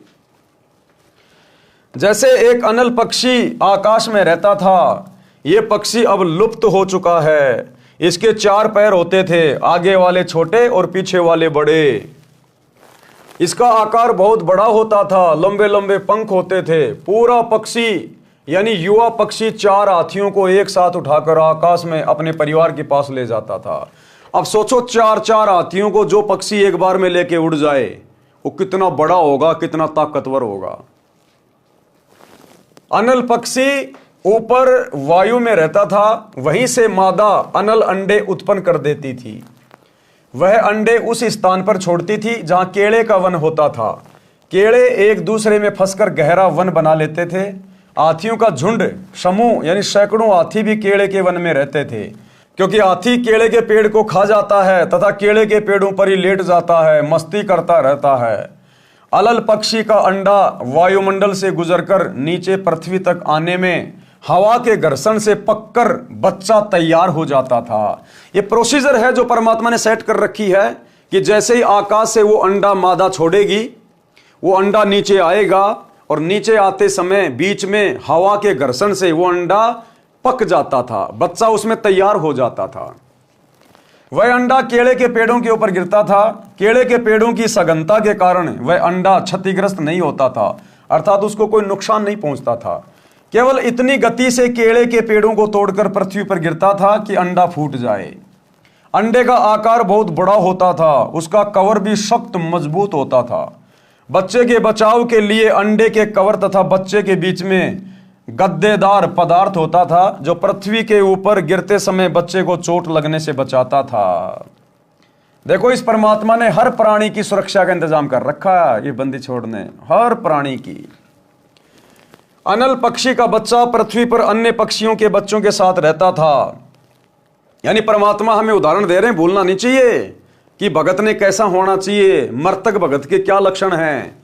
तो एक उदाहरण है अनल पक्षी के बच्चे का। अब वो बच्चा अपने माता पिता से ऊपर से नीचे आया। अब उस बच्चे को यह भी नहीं पता, क्योंकि अंडा तो नीचे आके फूटा, अब उसको तो यह भी नहीं पता तेरे माता पिता कौन है, कहां है, लेकिन ऑटोमेटिक उसका ध्यान ऊपर अपने माता पिता की तरफ रहता है। एक क्षण भी वो बच्चा ध्यान से दूर नहीं होता। वो बाकी जंगल में बाकी पक्षियों के साथ में खेलता है, रहता है, खाता है, लेकिन उसकी सुरती ऊपर रहती है कि ये मेरा देश नहीं है, ये मेरे रहने की जगह नहीं है, मुझे यहां नहीं रहना, मुझे एक दिन जाना है मेरे माता पिता के पास। वो जाने की तैयारी करता है, अच्छा खासा खाता है, पीता है, मजबूत हो जाता है, कई बार ऊपर तक उड़ उड़ के देखता है और अंत में लेके 4 हाथियों को और फिर उड़ जाता अपने माता पिता के पास। तो अब हमें सतगुरु ने आके समझा दिया कि बच्चों, तुम सतलोक से नीचे गिरे हो, तुम इस काललोक के नहीं हो, तुम सतलोक से नीचे गिरे हो। तुम्हारा परमात्मा कबीर भगवान है और अब तुम्हें आके जानकारी दे दी गई, सृष्टि रचना बता दी, तुम्हें रास्ता बता दिया है। अब बढ़िया से भक्ति की खुराक खाओ, मर्यादा मत तोड़ो और संसार से लगन मत लगाओ। यारी दोस्ती रिश्तेदारी में, घर परिवार के मोह ममता में मत पड़ो। जिस प्रकार वो अनल पक्षी का बच्चा पक्षियों में रहता है, खेलता है, खाता है, लेकिन उसकी सुरती ऊपर रहती है। वो उन दोस्तों के अंदर लगाव नहीं लगाता, उसका कोई मोह नहीं होता। उसको पता है कि ये मेरे साथी नहीं है, मुझे तो ऊपर जाना है, मेरे माता पिता ऊपर हैं। तो इसी प्रकार सतगुरु से ज्ञान लेने के बाद अब हमने ज्यादा लगाव संसार से नहीं रखना। अपने बेटा बेटी से, बच्चों से, पोता पोतियों से हमने विशेष मोह नहीं रखना, मोह ममता में नहीं पड़ना। हमारी सुरती, हमारा ध्यान पल पल ये होना चाहिए, मैंने तो सतलोक जाना है। गुरुजी क्या समझाते हैं, गुरुजी क्या समझाते हैं, अगर काल ने तुझे यहीं रख लिया तो बेटा फिर तू जन्म दर जन्म यही धक्के खाता रहेगा, उड़ जा देगा। तो भगत कहते हैं संसार में रहे, अपना काम धंधा भी करे, सबसे मीठा बोले, परिवार में प्रेम से रहे, लेकिन ममता किसी से नहीं। सुरती हमेशा सतलोक की तरफ कि मुझे तो मेरे परमात्मा के पास जाना है, मेरे गुरुदेव के पास जाना है, मैंने तो सतलोक में जाना है, ये मेरा देश नहीं है। तो इस प्रकार से अनल पक्षी का बच्चा पृथ्वी पर अन्य पक्षियों के बच्चों के साथ रहता था, उनसे मिलकर उड़ता था, परंतु उसकी अंतरात्मा ये मानती थी कि ये मेरा घर यानी परिवार नहीं है। और हमने ज्ञान आधार से गुरुदेव के सत्संगों से विचार करना है, और हकीकत है कि ये काल लोक हमारा परिवार नहीं है, हम तो सतलोक से आए हैं, सतलोक से, और हमने सतलोक में ही जाना है। अंतरात्मा ये मानती थी कि ये मेरा घर यानी परिवार नहीं है, मेरा परिवार तो ऊपर है, मैंने ऊपर अपने परिवार में जाना है। हम भक्तों का परमानेंट परिवार, हमारे रियल माता पिता भाई बंधु सतलोक में हैं, हमारे इंतजार में हैं। आज जो हमारा परिवार है यहाँ पर, ऐसे ऐसे तो ना जाने अरबों खरबों हमारे परिवार बन चुके हैं। यहाँ के परिवार तो यही मिट्टी में मिल जाते हैं। हमारा अविनाशी परिवार, शाश्वत परिवार सतलोक में हमारा इंतजार कर रहा है कि बच्चा खेलने गया था, अभी तक आया क्यों नहीं। इच्छा रूपी खेलन आया, ताते सुख सागर नहीं पाया। जैसे बच्चा 2-4 घंटे माता पिता की आंखों से ओझल हो जाए, यार दोस्तों के साथ में कहीं खेल रहा हो, तो माता पिता को चिंता हो जाती है कि बहुत देर हो गई, बेटा आया क्यों नहीं, कहाँ खेलने चला गया। तो गुरुदेव कहते हैं जब तुम सतलोक में जाओगे ना, और जो तुम अपने परिवार से बिछुड़ के यहाँ आ चुके हो, असंख्य जन्म हो गए तुम्हें यहाँ, जब तुम वापस जाओगे तो तुम्हारे माता पिता को, भाई बहनों को ऐसा लगेगा जैसे ये तो 1-2 घंटे के लिए खेलने गया था कहीं। कहते हैं इच्छा रूपी खेलन आया, ताते सुख सागर नहीं पाया। तो हमारा ओरिजिनल परिवार सतलोक में है, ये तो नकली परिवार है ना। माता पिता मिलने से पहले हमें पता था कि हमारे माता पिता होंगे, पिछले जन्म में कौन थे माता पिता और कब तक रहेंगे ये भरोसा नहीं, और मरने के बाद ये किसके माता पिता बनेंगे ये कोई भरोसा नहीं। तो काहे का परिवार है ये। परमात्मा कहते हैं जब तक इस परिवार में है, तेरा पिछला कोई संस्कार है, भक्ति करेगा परमात्मा उसको भी हल्का करेगा। और एक इंसान होने के नाते प्यार प्रेम से, बुद्धि विवेक का इस्तेमाल करके तू भी शांति से रह, दूसरे को भी शांति से जीने दे, और एक अच्छे से अपना टाइम पास करके और मुख्य अपनी भक्ति करके और सतलोक चलने की तैयारी कर। ये परिवार तेरी भक्ति में एक प्रकार से सहायक है। अगर प्यार प्रेम से रहेगा, घर वाले बढ़िया खाना देंगे, तेरे कपड़े धोएंगे, तू उनके लिए काम धंधा कर, 2 पैसे उनको कमा के दे, उनका भी काम चल रहा है, तेरा भी काम चल रहा है, और ज्यादा ज्यादा भक्ति करके यहां से निकल। परंतु उसकी अंतरात्मा ये मानती थी कि ये मेरा घर परिवार नहीं है, मेरा परिवार तो ऊपर है, मैंने ऊपर अपने परिवार में जाना है, ये मेरा संसार नहीं है। वह जब युवा हो जाता है तो हाथियों के झुंड पर झपट्टा मारता था, 4 हाथियों को चारों पंजों से उठाता था तथा एक हाथी को चोंच से पकड़कर उड़ जाता था, अपने परिवार के पास चला जाता था, साथ में उनके लिए भोजन भी ले जाता था। कबीर परमेश्वर जी ने सटीक उदाहरण बताकर भगत को मार्गदर्शन दिया है कि आप इस संसार के स्थायी वासी नहीं है। गुरुदेव ने सृष्टि रचना बता के सारा भेद खोल दिया। साहेब ने भेद दिया सब खोल अपनी सतलोक राजधानी का, कि बच्चों ये काल का 21 ब्रह्मांड तुम्हारा स्थायी घर नहीं है, ये तो जेल है, सतलोक की जेल। जो सतलोक में गलती करता है उसको यहाँ पर सजा मिलती है, इसलिए तुम यहाँ सजा भोगने के लिए आए हो, ये तो जेल है। और जेल में वो सुख वो आनंद नहीं हो सकता जो घर में होता है। इसलिए अब अपने घर चलो सतलोक। आपको ये छोड़कर जाना है, आपका परिवार ऊपर सतलोक में है, आप इस पृथ्वी के ऊपर गिरे हो। तत्व ज्ञान प्राप्त भगत के मन की दशा उस अनल पक्षी के बच्चे जैसी होनी चाहिए।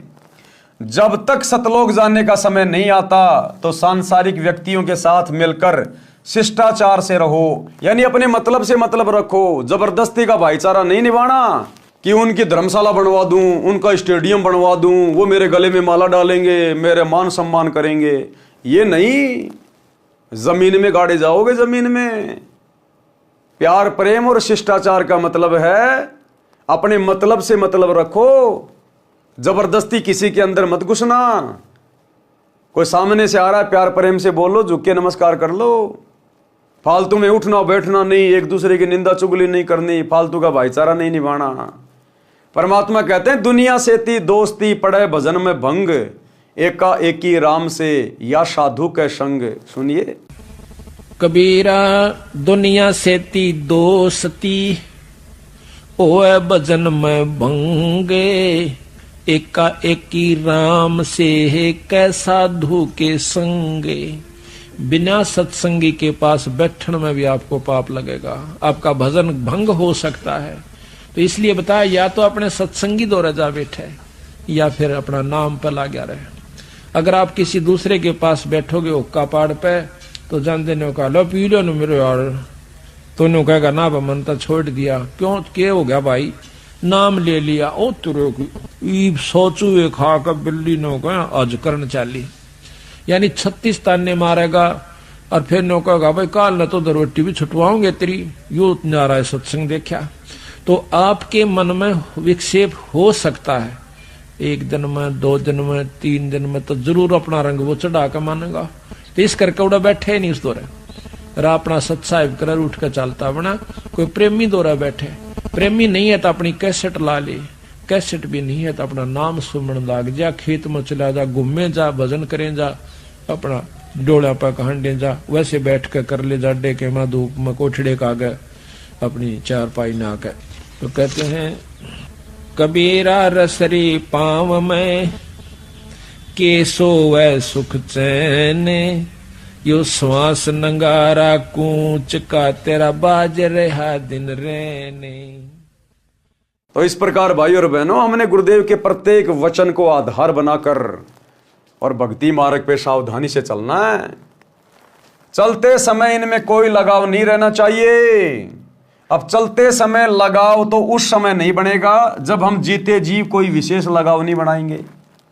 कोई हमारा बेस्ट फ्रेंड नहीं होगा तो चलते समय बेस्ट फ्रेंड याद आएगा नहीं। भगत का कोई फ्रेंड होता ही नहीं। बच्चों में, बेटा बेटी में, पोता पोतियों में हमारा कोई विशेष मोह ममता नहीं होगी तो चलते समय कोई विशेष लगाव बनेगा नहीं। और बेटा बेटियों में उलझा रहा, उनको मास्टर हेडमास्टर बनाने की चिंता में लगा रहा, पोता पोतियों को चिपका के रहता है छाती से 24 घंटे, हाय मेरा लल्ला, हाय मेरा पिल्ला। भाई वो लल्ला पिल्ला अंत समय में यहीं पे उलझा के रख लेंगे। तेरी जिम्मेदारी है बुढ़ापे में उनको खिला, धूप में बैठ के आराम से। अब खिलाएगा नहीं तो तेरे को टुकड़े नहीं मिलेंगे, तो बस उनको खिला, वो मजदूरी कर, नौकरी कर, उनको चुम्मा चाटी ज्यादा मत कर, आवश्यकता से ज्यादा उनको सिर पे मत चढ़ा। ये लल्ला पिल्ला अंत में यही रोक के रख लेंगे। तो परमात्मा कहते हैं अपनी जिम्मेदारियों तक सीमित रहो, बाकी अपना सुरती अपने परमात्मा में रखो। चलते समय इनमें कोई लगाव नहीं रहना चाहिए। अपनी नाम सुमरण की कमाई तथा पुण्य धर्म की कमाई साथ लेकर उड़ जाना है। अपने परिवार के पास अपने निज घर सतलोक में जाना है। अनुराग सागर के पेज नंबर 152 का सारांश। इस पृष्ठ पर परमेश्वर ने शरीर के अंदर का गुप्त भेद बताया है। इस मानव शरीर में 72 नाड़ियां हैं, उनमें 3 ईड़ा, पिंगला, सुषमना मुख्य है, फिर एक विशेष नाड़ी है ब्रह्मरंध्र। परमेश्वर कबीर जी ने बताया है कि धर्मदास मन ही ज्योति निरंजन है। सारी बकवाद कौन करवाता है? मन। ये मन ही काल है, मन ही ज्योति निरंजन है। और मन के ऊपर कंट्रोल हो, यही सतगुरु चाहते हैं कि हम अपने मन पे कंट्रोल करें। जब मन पे कंट्रोल होगा तभी हम काम, क्रोध, लोभ, मोह, अहंकार वाली स्थिति से दूर हट सकते हैं। और इससे हटे बिना हम भगत नहीं बन सकते। और ये हटेगा गुरु को परमात्मा मानकर भक्ति करने से, गुरु के प्रति समर्पित होकर भक्ति करने से। परमेश्वर कबीर जी ने बताया है कि धर्मदास मन ही ज्योति निरंजन है। इसने जीव को ऐसे नचा रखा है जैसे बाजीगर बंदर को नचाता है। इस शरीर में 5 तत्व, 25 प्रकृति तथा 3 गुण काल के 3 एजेंट हैं। जीव को धोखे में रखते हैं। इस शरीर में काल निरंजन तथा जीव दोनों ही मुख्य भूमिका में हैं। काल निरंजन मन रूप में सब पाप करवाता है, पाप जीव के सिर रख देता है। अनुराग सागर के पेज नंबर 153 का सारांश। काल ने ऐसा धोखा कर रखा है कि जीव परमेश्वर को भूल गया है। लेकिन भाई हमें तो गुरुदेव ने समझा दिया।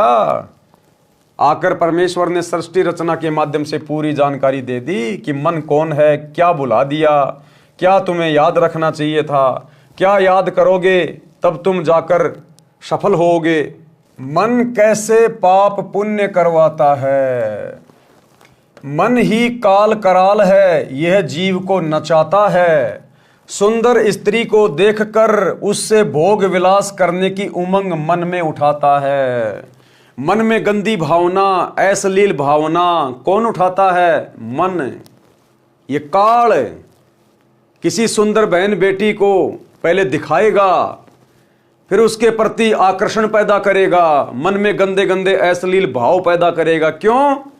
क्योंकि इसकी यही तो खुराक है। अरे इसको यही तो श्राप लगा है, मैल खाने का, ये गंध खाने का ही तो इसको श्राप है। तो ये हमसे अपना भोजन तैयार करवाता है, हमारे अंदर ये नकारात्मक विचार पैदा करेगा, हमारे अंदर ये कुविचार पैदा करवाएगा अपनी खुराक तैयार करवाने के लिए। ये किसी को मान बढ़ाई में डाल देगा, जीव बड़ा खुश होगा, फूल जाएगा, वो भी इसकी खुराक तैयार हो रही है। वो मान बढ़ाई, वो वासना, वो भी इसकी खुराक तैयार हो रही है। किसी बहन बेटी को देखकर मन में गंदे विचार आते हैं, उसके साथ में गलत हरकत करने की सोचता है, वो मैल जमा हो गया, वो गंदी वासना, वो इसकी खुराक है। कोई दुख में बहुत ज्यादा दुखी हो गया, वो दुख भी वासना है। इसलिए परमात्मा कहते हैं भगत ने हर समय समभाव में रहना चाहिए, लाभ में, हानि में, दुख में, सुख में। अगर आप दुख में दुखी हो गए तो भी आप काल की खुराक तैयार कर रहे हो, सुख में अगर मान बढ़ाई में आ गए तो भी आप काल की खुराक तैयार कर रहे हो।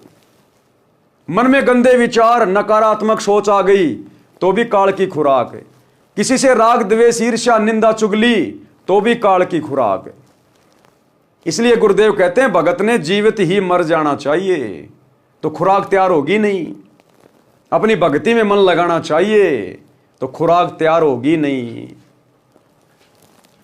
सुंदर स्त्री को देखकर उससे भोग विलास करने की उमंग मन में उठाता है। स्त्री भोग कर आनंद मन यानी काल निरंजन ने ले लिया, पाप जीव के सिर रख दिया। अब ये काल श्री कृष्ण जी में प्रवेश करके उन 1008 औरतों के साथ में संभोग किया करता था, उन गोपियों के साथ में संभोग किया करता था, कुब्जा के साथ में संभोग किया। तो वो आनंद तो ले लिया इस काल ने, मन ने, और वो पाप कर्म धर दिए श्री कृष्ण जी के सिर पे। अब वो भोगेगा। वर्तमान में सरकार ने सख्त कानून बना रखा है, यदि कोई पुरुष किसी स्त्री से बलात्कार करता है तो उसको 10 वर्ष की सजा होती है। यदि नाबालिग से बलात्कार करता है तो आजीवन कारागार की सजा होती है। आनंद 2 मिनट का मन की प्रेरणा से तथा दुख पहाड़ के समान। इसलिए पहले ही मन को ज्ञान की लगाम से रोकना हितकारी है। लेकिन भाई कोई कितनी बात बना लो, ये मन रुकेगा सतगुरु रामपाल जी की भक्ति से। दूसरा भाई चाहे ब्रह्मा विष्णु महेश की गोद में जाके बैठ जाना, उनका बेचारों का खुद का मन ही उनके वश में नहीं है। तुम्हारा मन कहां से शांत कर देंगे? ये मन रुकेगा उसकी शरण में जाने से जो मन के अधीन नहीं है। मन जिसका गुलाम है, तो ये मन सतगुरु रामपाल जी भगवान का गुलाम है, उसका नौकर है। इस समर्थ की शरण में आने से इस मन के ऊपर अंकुश लगता है। अनुराग सागर के पेज नंबर 154 का सारांश है। पराये धन को देखकर मन उसे हड़पने की प्रेरणा करता है, चोरी करके जीव को दंड दिलाता है, पर निंदा पर धन हड़पना ये पाप है। काल इसी तरह जीव को कर्मों के बंधन में फंसा कर रखता है। संत से विरोध तथा गुरुद्रोह ये मन रूप से काल ही करवाता है, जो घोर अपराध है। निरंजन चरित्र काल का जाल।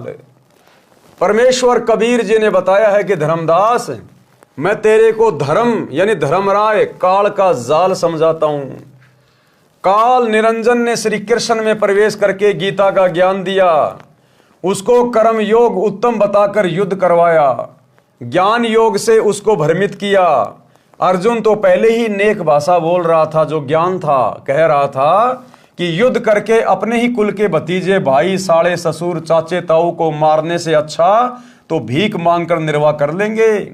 मुझे ऐसे राज्य की आवश्यकता नहीं जो पाप से प्राप्त हो। उसको डरा धमकाकर युद्ध करवाकर नरक का भागी बना दिया। ज्ञान योग का बहाना कर कर्म योग पर जोर देकर महापाप करा दिया। अनुराग सागर के पेज नंबर 155 का सारांश। धर्मदास जी ने प्रश्न किया कि हे प्रभु, आपने काल जाल समझाया, अब ये बताने की कृपा करें कि जीव को आपकी प्राप्ति के लिए क्या करना चाहिए। कि हे परमात्मा, हे गुरुदेव, आपने काल का जाल तो समझा दिया कि ये कैसे कैसे मन के माध्यम से जीव को ठगता है। अब ये भी बताओ कि परमात्मा की प्राप्ति के लिए, पूर्ण मोक्ष प्राप्ति के लिए भगत को किस प्रकार से भक्ति करनी चाहिए, भगत के क्या लक्षण होने चाहिए, क्या उसका स्वभाव होना चाहिए। सतगुरु कबीर जी वचन। तो गुरुदेव भगवान ने क्या बताया? भगत के 16 गुण अर्थात आभूषण, रियल आभूषण, रियल गहने वो हैं जो गुरुदेव अब भगत के 16 गुण बताने जा रहे हैं। हमने उन गुणों को अपने ऊपर धारण करना है। वो हमारे रियल आभूषण हैं। ये सोने चांदी के आभूषणों से हमारा काम नहीं बनेगा, उल्टी हमारी बात बिगड़ जाएगी। जो रियल आभूषण हैं हमने उनको धारण करना है। परमेश्वर कबीर जी ने कहा कि हे धर्मदास, भवसागर यानी काल लोक से निकलने के लिए भक्ति की शक्ति की आवश्यकता होती है। परमात्मा प्राप्ति के लिए जीव में 16 लक्षण अनिवार्य हैं। 16 लक्षण अनिवार्य हैं अगर मोक्ष प्राप्त करना है तो। अब ये 16 लक्षण क्या हैं, 16 आभूषण क्या हैं जो अनिवार्य बता दिए, यानी कंपलसरी हैं। इनके बिना बात बनेगी नहीं। इनको आत्मा के 16 श्रृंगार भी कहा जाता है।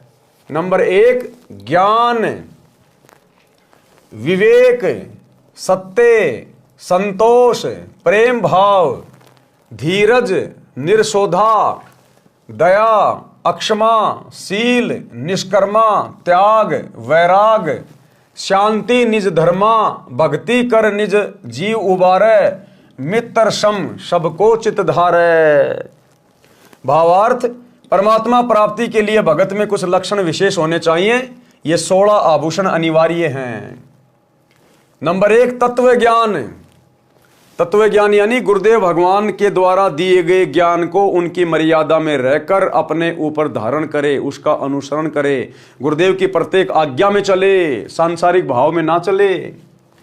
विवेक, उस ज्ञान को अपने ऊपर उसी समय धारण कर पाएंगे जब हम बुद्धि विवेक का इस्तेमाल करेंगे, सोच समझ कर चलेंगे, मन की चाल को समझेंगे, मेरा हित कहां है, मेरा अहित कहां है।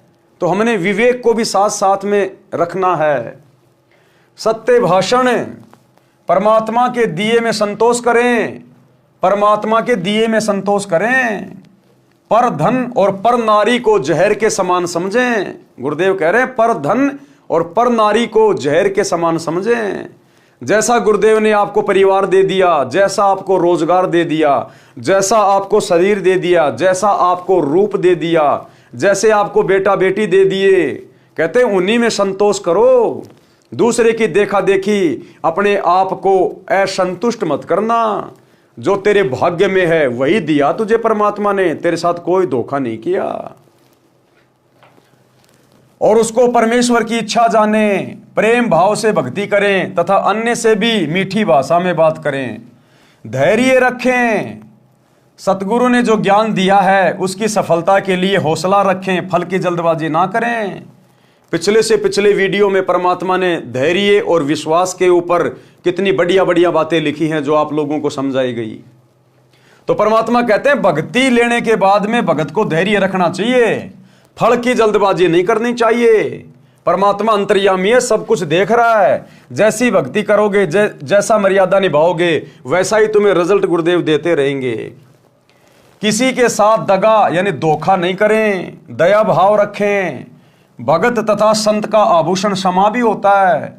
अगर कोई हमें उल्टी सीधी बात बोल दे, ओछी मंदी बात बोल दे, नाराज होके 2 थप्पड़ मार दे, तो हमने उसको क्षमा कर देना चाहिए। उसके प्रति मन में कोई राग द्वेष नहीं रखना चाहिए। शत्रु को भी क्षमा कर देना चाहिए, क्योंकि भगत का कोई शत्रु है ही नहीं। और अगर भक्ति में आने के बाद भी हम किसी को अपना शत्रु समझेंगे या अपना कोई विशेष कोई मित्र समझेंगे तो भी हम भगत नहीं है, तो भी हमारी बात नहीं बनेगी। परमात्मा कहते हैं एक शत्रु एक मित्र है, भूल पड़ी रे प्राणी, और यम की नगरी जाएगा शब्द हमारा मानी। अगर तूने यहां किसी से विशेष यारी दोस्ती रखी, अगर भगत ने यह कह दिया कि ये मेरा बेस्ट फ्रेंड है, ये मेरा परम मित्र है, वो गया काम से। अगर कोई भगत का यहां पर कोई शत्रु मिला, गया काम से। हां, यदि कोई जानबूझ के भगत को अपना शत्रु मान रहा तो लाख बार माने, उसमें भगत का कुछ नहीं बिगड़ेगा। लेकिन भगत ने किसी को शत्रु भाव से नहीं देखना। तो कहते हैं एक शत्रु एक मित्र है, भूल पड़ी रे प्राण, और यम की नगरी जाएगा शब्द हमारा मान। शत्रु को भी क्षमा कर देना चाहिए, शील स्वभाव होना चाहिए, भक्ति को निष्काम भाव से करे। यानी गुरुदेव का सुमरण कर रहे हैं, सत्संग सुन रहे हैं, तो मन में कोई इच्छा नहीं होनी चाहिए, कोई सांसारिक डिमांड नहीं होनी चाहिए कि बेटा हो जाए, पोता हो जाए, छोरा नौकरी लग जाए, बड़ा मकान मिल जाए, ए गुरुजी मुझे गाड़ी मिल जाए। निष्काम भाव से भक्ति करे, बिना किसी लाग लपेट के, बिना किसी इच्छा के।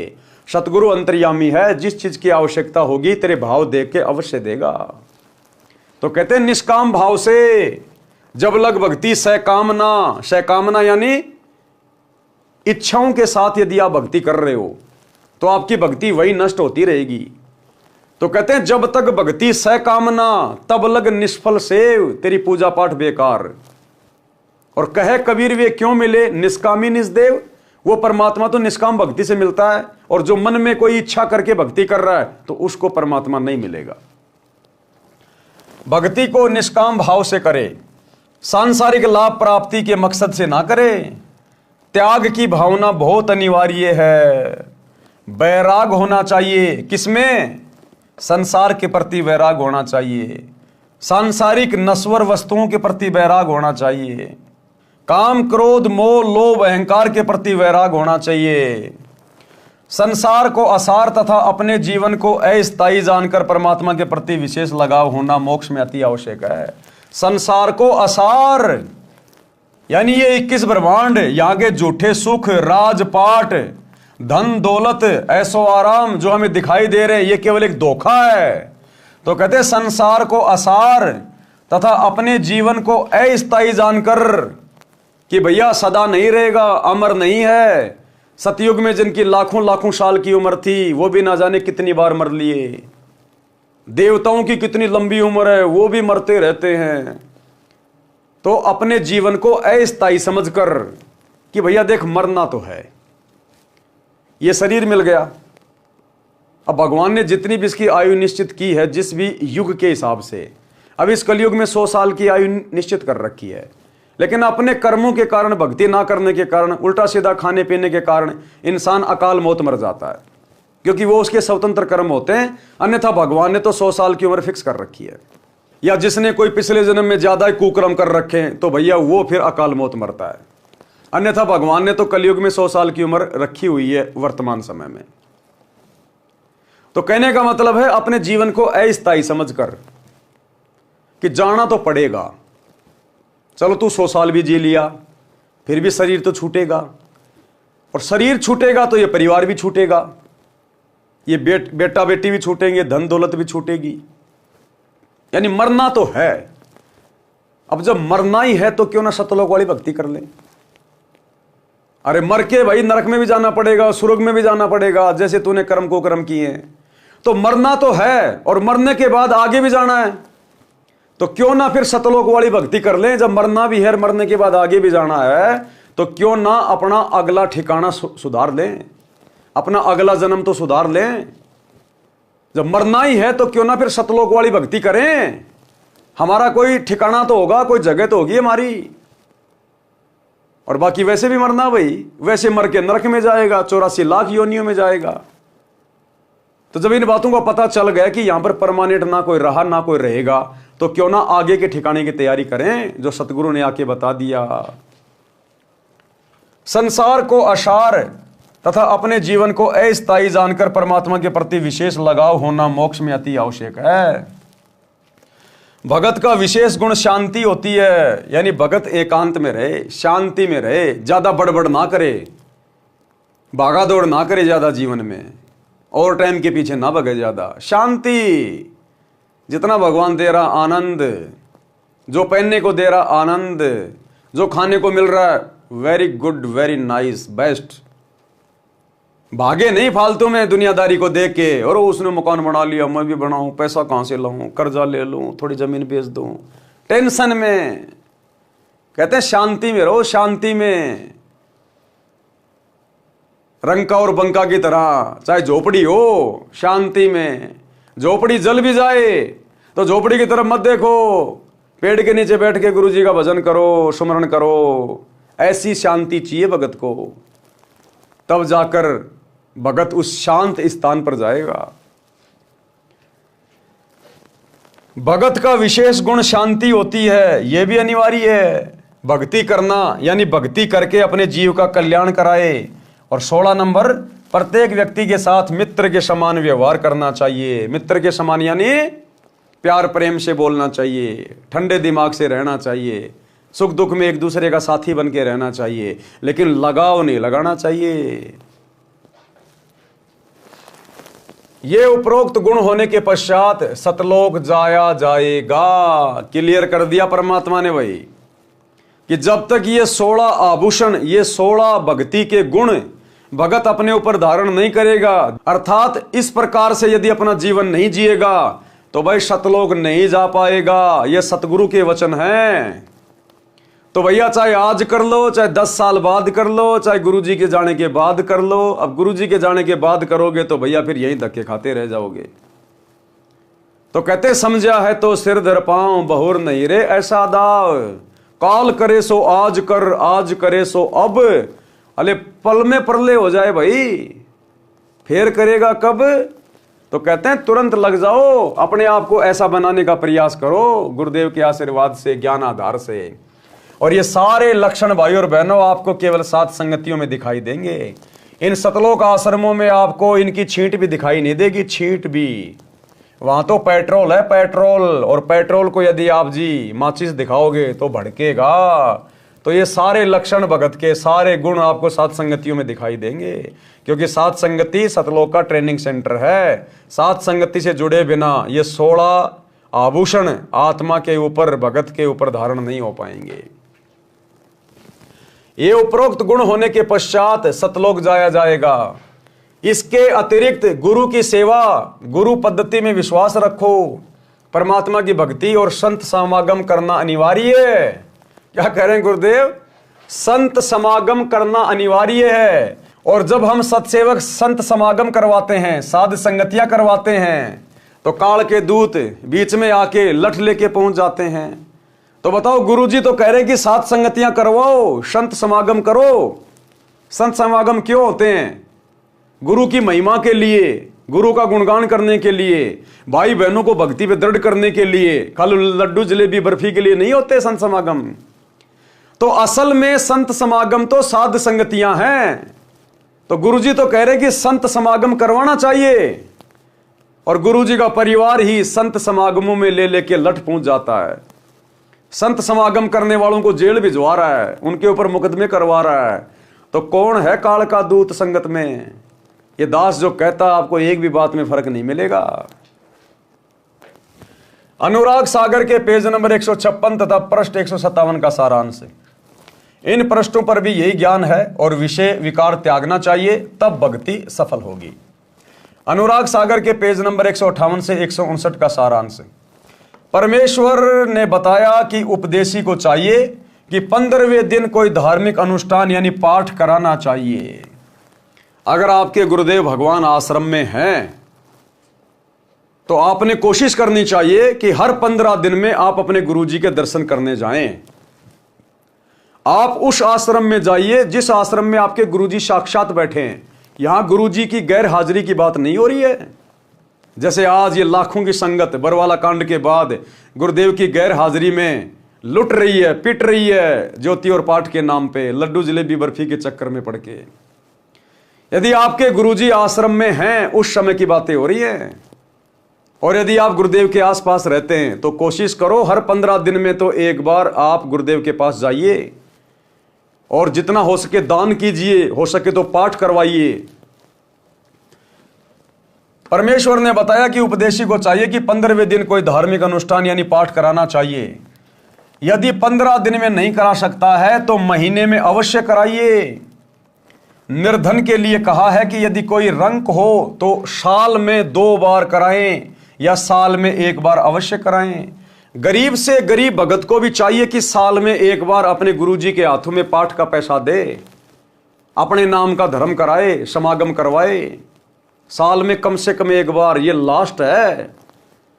अगर साल में 5 करवाते हो, 10 करवाते हो, 12 करवाते हो, 25 करवाते हो, वो तो तुम्हारे ऊपर है। चाहे दिन में रोज कराओ, लेकिन अंतिम सीमा बताई गुरुदेव ने, चाहे कोई कितना गरीब, कितना भिखारी क्यों ना हो, अपने खर्चे वर्चे सीमित करके भले एक टाइम की रोटी खानी पड़े, लेकिन अपने गुरुजी को साल में 1 पाठ जरूर करवाना चाहिए। अपने गुरुजी को गुरुजी की गैर हाजिरी में गुरुजी के परिवार को नहीं, किसी कोऑर्डिनेटर को नहीं, अपने गुरुजी को। और वर्तमान में हमारे गुरुदेव तो हिसार जेल में बैठे अपने मिशन के तहत, तो हम पाठ कैसे करवाएं कि हम दोषी बनेंगे परमात्मा के? नहीं, विशेष परिस्थितियों में भगत दोषी नहीं बनता। हम तो चाहते हैं पाठ करवाना, अपने गुरुजी के दर्शन करना, लेकिन मजबूरी है, हमारे गुरुदेव हिसार जेल में बैठे अपने मिशन के तहत। तो ऐसे में भगत को दोष नहीं लगता। ऐसे में भगत ने क्या करना चाहिए? भगत ने संकल्प कर लेना चाहिए, साधु भूखा भाव का, धन का भूखा नाई, जो कोई धन का भूखा साधु भी नाई। अरे ये कबीर परमात्मा सतगुरु रामपाल जी भगवान, जिनके आधे बाल पे पूरी सृष्टि नहीं है, जिसने 21 ब्रह्मांड के स्वामी ज्योति निरंजन को भीख में दे रखे सारे ब्रह्मांड है, वो क्या हमारे पाठ का भूखा है क्या? वो 15-20 हजार रुपए का भूखा है क्या? वो तो केवल हमारे हाथ से थोड़ा बहुत धन लेके शुभ कार्यों में लगा के हमारे को धनवान बनाता है। आने वाले समय में कोई संकट आना हो, परमात्मा उसको टालता है। उसमें तो हमारा ही फायदा है, हमारा हित है, और वो पैसा भी हम उनकी प्रेरणा से ही लगाते हैं। तो कहते हैं यदि आपके गुरुदेव आश्रम में नहीं है, ऐसी स्थिति में भगत को दोष नहीं लगता। साधु भूखा भाव का, धन का भूखा नाई, जो कोई धन का भूखा साधु भी नाई। तो ऐसी स्थिति में आप जिन्हें संकल्प कर लेना चाहिए, अपने घर पर दरबार साहिब के सामने गुरुदेव भगवान को दंडोत करके संकल्प करना चाहिए कि हे गुरुदेव भगवान, आपका दास आपके चरणों में पाठ प्रकाश का संकल्प करता है। हे गुरुदेव, आप दास के पाठ प्रकाश को स्वीकार करने की कृपया करें। हे गुरुदेव, जब आप आश्रम में आएंगे उस समय दास आपके कर कमल में पाठ प्रकाश का पैसा देगा। तो परमात्मा प्रसन्न होता है। साधु भूखा भाव का, धन का भूखा नहीं। तो हम भगतों ने साल में कम से कम एक बार अपने गुरुदेव के प्रकट दिवस के ऊपर, सतगुरु प्रकट दिवस के दिन 8 सितंबर के दिन सहपरिवार, यदि परिवार में 5 उपदेशी हैं, सभी ने अलग अलग गुरुदेव के दरबार में जाकर दंडोत करके पाठ प्रकाश का संकल्प करना चाहिए। यदि आप बीच में करना चाहते हैं तो आपकी मर्जी है, चाहे कितनी बार पाठ प्रकाश का संकल्प करो। पैसे का इंतजाम भी परमात्मा ही करवाएगा। हमने केवल नीयत अच्छी रखनी है, केवल नीयत साफ रखनी है हमने। तो गुरुदेव की गैर हाजिरी में हमने कहीं किसी फर्जी आश्रम में जाके, या गुरुदेव के बेटा बेटी को, उनके किसी रिश्तेदार को जो गुरु के द्वारा अधिकारी नहीं है, हाँ यदि गुरुजी ने किसी को अधिकारी घोषित कर रखा है और गुरुदेव ने अपने मुख कमल से सत्संग में या लिखित में दे रखा है, अपनी किसी पुस्तक में या अपने सत्संग में, कि मेरा बेटा अधिकारी है, मेरी बेटी अधिकारी है, तो हम फिर वहां जाकर और उनको पाठ प्रकाश दे सकते हैं। हम जो भी गुरुदेव ने कहा, जो आदेश दिया, वैसा ही हम कर सकते हैं।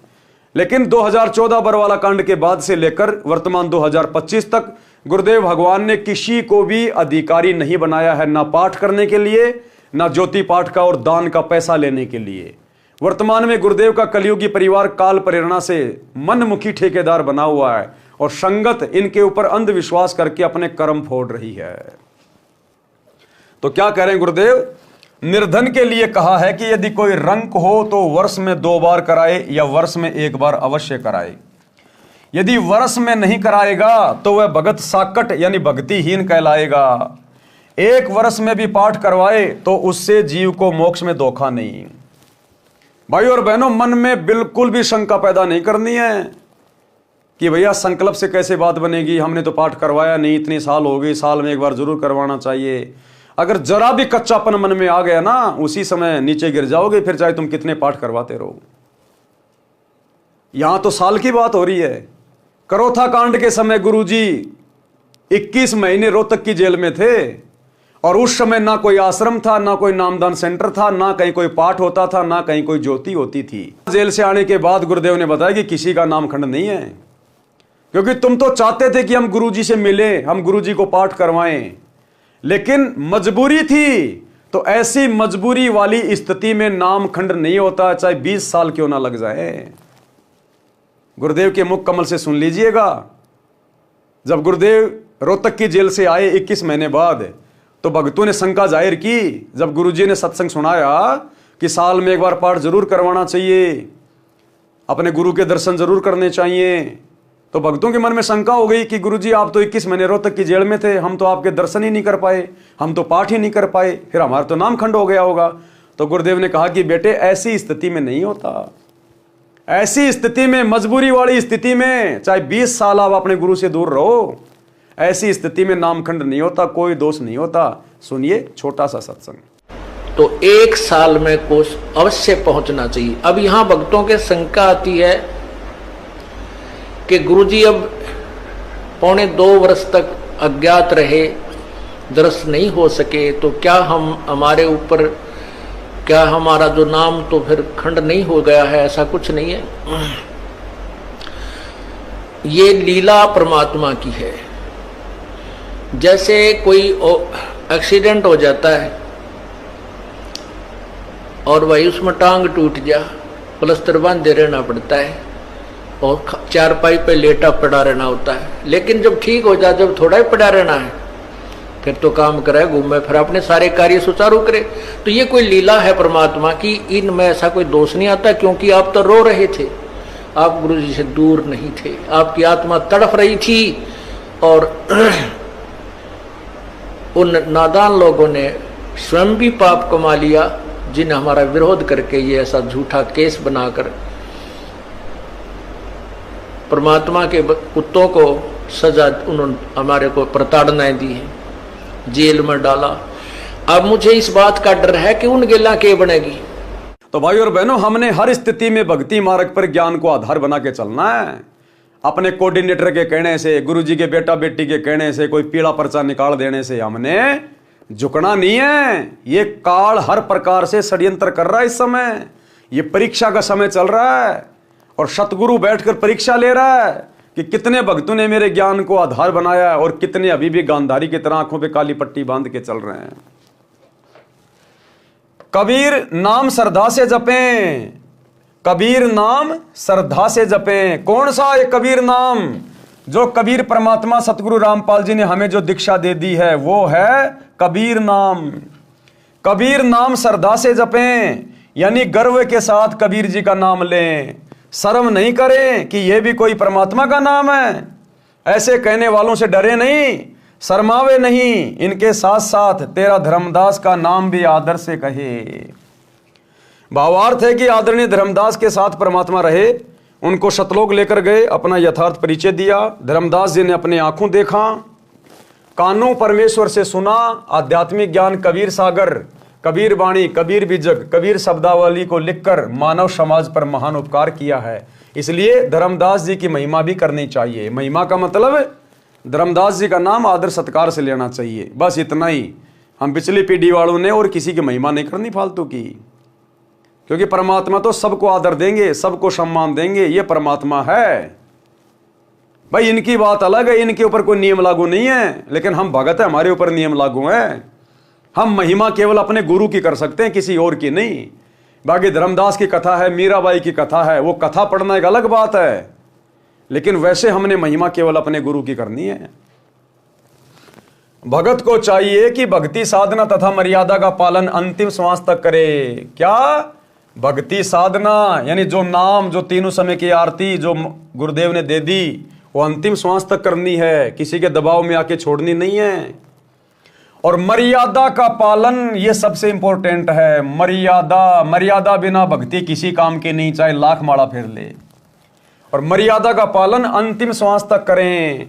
और ये काल मर्यादा में नहीं रहने देगा, ये मर्यादा ही तुड़वाता है, इसका यही काम है काल का, और कोई काम नहीं है। और वर्तमान में 2014 बरवाला कांड के बाद से इसने लाखों की संगत की, जो सतलोक आश्रमों से जुड़े, सबकी मर्यादा खंडित करवा रखी है। केवल सत्सेवकों के ऊपर गुरु आशीर्वाद से इस मन का दाव नहीं चला, इस काल का दाव नहीं लगा, बाकी सबकी मर्यादा खंडित है, सबके टायर फूटे हुए हैं। जैसे सूरवीर युद्ध के मैदान में या तो मार देता है या स्वयं वीर गति को प्राप्त हो जाता है, वह पीछे कदम नहीं हटाता। संत तथा भगत का रण क्षेत्र भक्ति मंत्र जाप तथा मर्यादा है। जो शिष्य गुरु से विमुख हो जाता है, नाम खंडित कर देता है, तो स्वाभाविक ही वह गुरु में कुछ दोष निकालेगा, जिस कारण से नरक में, अग्निकुंड में गिरेगा। यदि गुरु विमुख होकर भक्ति छोड़ देता है तो उसको भी बहुत हानि होती है। उदाहरण, जैसे इन्वर्टर को चार्जिंग पर लगा रखा है, वह चार्ज हो रहा है। यदि बीच में चार्जर निकाल लिया जाए तो वह इन्वर्टर जितना चार्ज हो गया था उतनी देर लाभ देगा। फिर अचानक सर्व सुविधाएं बंद हो जाएंगी। इसी प्रकार उस शिष्य की दशा जाने। गुरु शरण में रहकर मर्यादा में रहते हुए जितने दिन भक्ति की वह शक्ति आत्मा में जमा हो गई। सतलोक आश्रम मैनेजमेंट हरियाणा से जुड़े हुए भाई बहन ध्यान से सुन ले भाई। गुरुदेव का परिवार, उनके बेटा बेटी भाई बंधु रिश्तेदार ध्यान से सुन लो भाई। कोऑर्डिनेटर ध्यान से सुन लो भाई। तुम्हारी भक्ति नहीं चल रही है। जितने दिन तुमने गुरु जी की शरण में रहकर मर्यादा में रहकर भक्ति की, केवल तुम्हारी बैटरी चल रही है। बैटरी वर्तमान में तुम सबके नाम खंडित हैं और ये बैटरी कब तक चलेगी? जिस दिन तुम्हारा चार्जर खत्म, तुम्हारी बैटरी डिस्चार्ज, उल्टे दिन शुरू। गुरु शरण में रहकर मर्यादा में रहते हुए जितने दिन भक्ति की वह शक्ति आत्मा में जमा हो गई, उतनी आत्मा चार्ज हो गई। जिस दिन गुरु जी से विमुख हो गया और गुरु जी की जिस दिन मर्यादा टूट गई उसी दिन गुरु विमुख हो गया। उसी दिन से भक्ति की शक्ति आनी बंद हो जाएगी। यदि गुरु विमुख, गुरु से विरोध करके गुरु त्याग देना होकर भी उसी गुरु द्वारा बताई गई साधना मंत्र आदि करता है तो कोई लाभ नहीं होता। जैसे बिजली का कनेक्शन कट जाने के पश्चात पंखे, मोटर, बल्ब के स्विच बटन दबाते रहो, न पंखा चलेगा न बल्ब जलेगा। यही दशा गुरु विमुख साधक की होगी, फिर नरक का भागी होगा। कबीर परमेश्वर जी ने कहा है कि कबीर मानुष जन्म पाएकर खोवे, सतगुरु विमुखा युग युग रोवे। कबीर गुरु विमुख जीव कभू न बचे, अग्नि कुंड में जर जर नाचे। कोटि जन्म विष दर को पावे, सरप के पाएगा करोड़ों जन्म। कोटि जन्म सरप को पावे, विष ज्वाला सही जन्म गमावे। बिष्टा टट्टी माही कीड़ा जन्म धरी, कोटि जन्म नरक ही पढ़ी। भावार्थ, गुरु को त्याग देने वाला जीव बिल्कुल नहीं बचेगा। भाई जो गुरु को परमानेंट ही छोड़ के चला गया उसका तो धरती पे क्या, कहीं किस ब्रह्मांड में ठिकाना नहीं है। कहीं भी नरक स्थान पर अग्नि के कुंडों में जल बल यानी उबल उबल कर कष्ट पाएगा, वहां अग्नि के कष्ट से नाचेगा यानी उछल उछल कर अग्नि में गिरेगा। फिर करोड़ों जन्म विष दर यानी सांप की जूनी शरीर प्राप्त करेगा। सर्प के अंदर के विष की गर्मी बहुत परेशान करती है।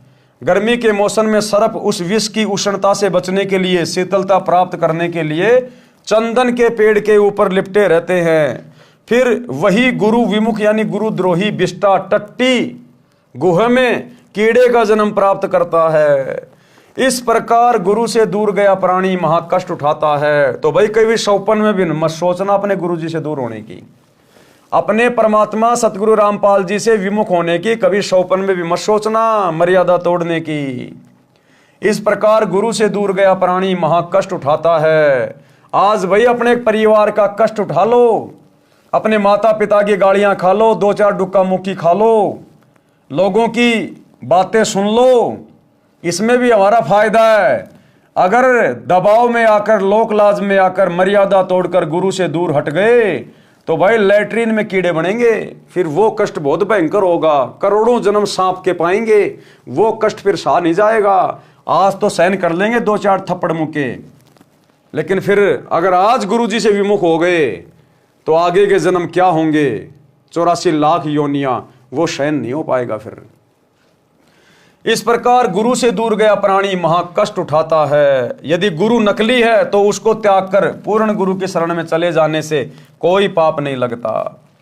कबीर गुरु दयाल तो पुरुष दयाल, क्योंकि गुरु खुद ही पुरुष होता है, इसलिए गुरु दयाल तो पुरुष दयाल, यानी गुरु राजी तो परमात्मा राजी। क्यों? क्योंकि गुरु स्वयं ही परमात्मा होता है। कबीर गुरु दयाल तो पुरुष दयाल, जे ही गुरु व्रत छुए नहीं काल, ऐसे भगत को काल छू भी नहीं सकता। भावार्थ, हे धर्मदास, यदि गुरु शिष्य के प्रति दयाल है, यानी गुरु के दिल में शिष्य की अच्छी छवि है, मर्यादा में रहता है, तो परमात्मा भी उस भगत के ऊपर प्रसन्न है। अन्यथा उपरोक्त कष्ट शिष्य को भोगने पड़ेंगे। पृष्ठ 160 का सारांश। इस पृष्ठ पर कुछ गुरु महिमा है तथा कोयल की चाणक्य नीति का ज्ञान है। काल का जीव सतगुरु ज्ञान नहीं मानता। अब काल का जीव सतगुरु का ज्ञान कैसे नहीं मानता, लगेगा भक्ति कर रहा है और सारी मर्यादा तोड़ के रहता है, गुरु के आगे भक्ति का दिखावा करेगा, पीछे से सारे काम वो ही करेगा।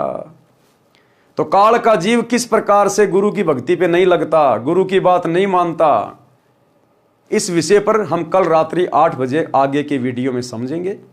तब तक गुरुदेव भगवान हम सबको आज्ञा दे, इजाजत दे, आशीर्वाद दे। बंदी छोड़ सतगुरु रामपाल जी भगवान की जय हो।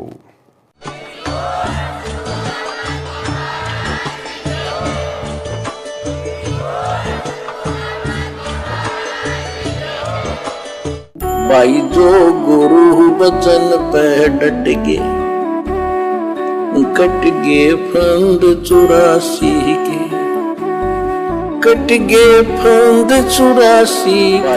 जो गुरु बचन पे डट गे, कट गे फंद 84 के, कट गे फंद 84।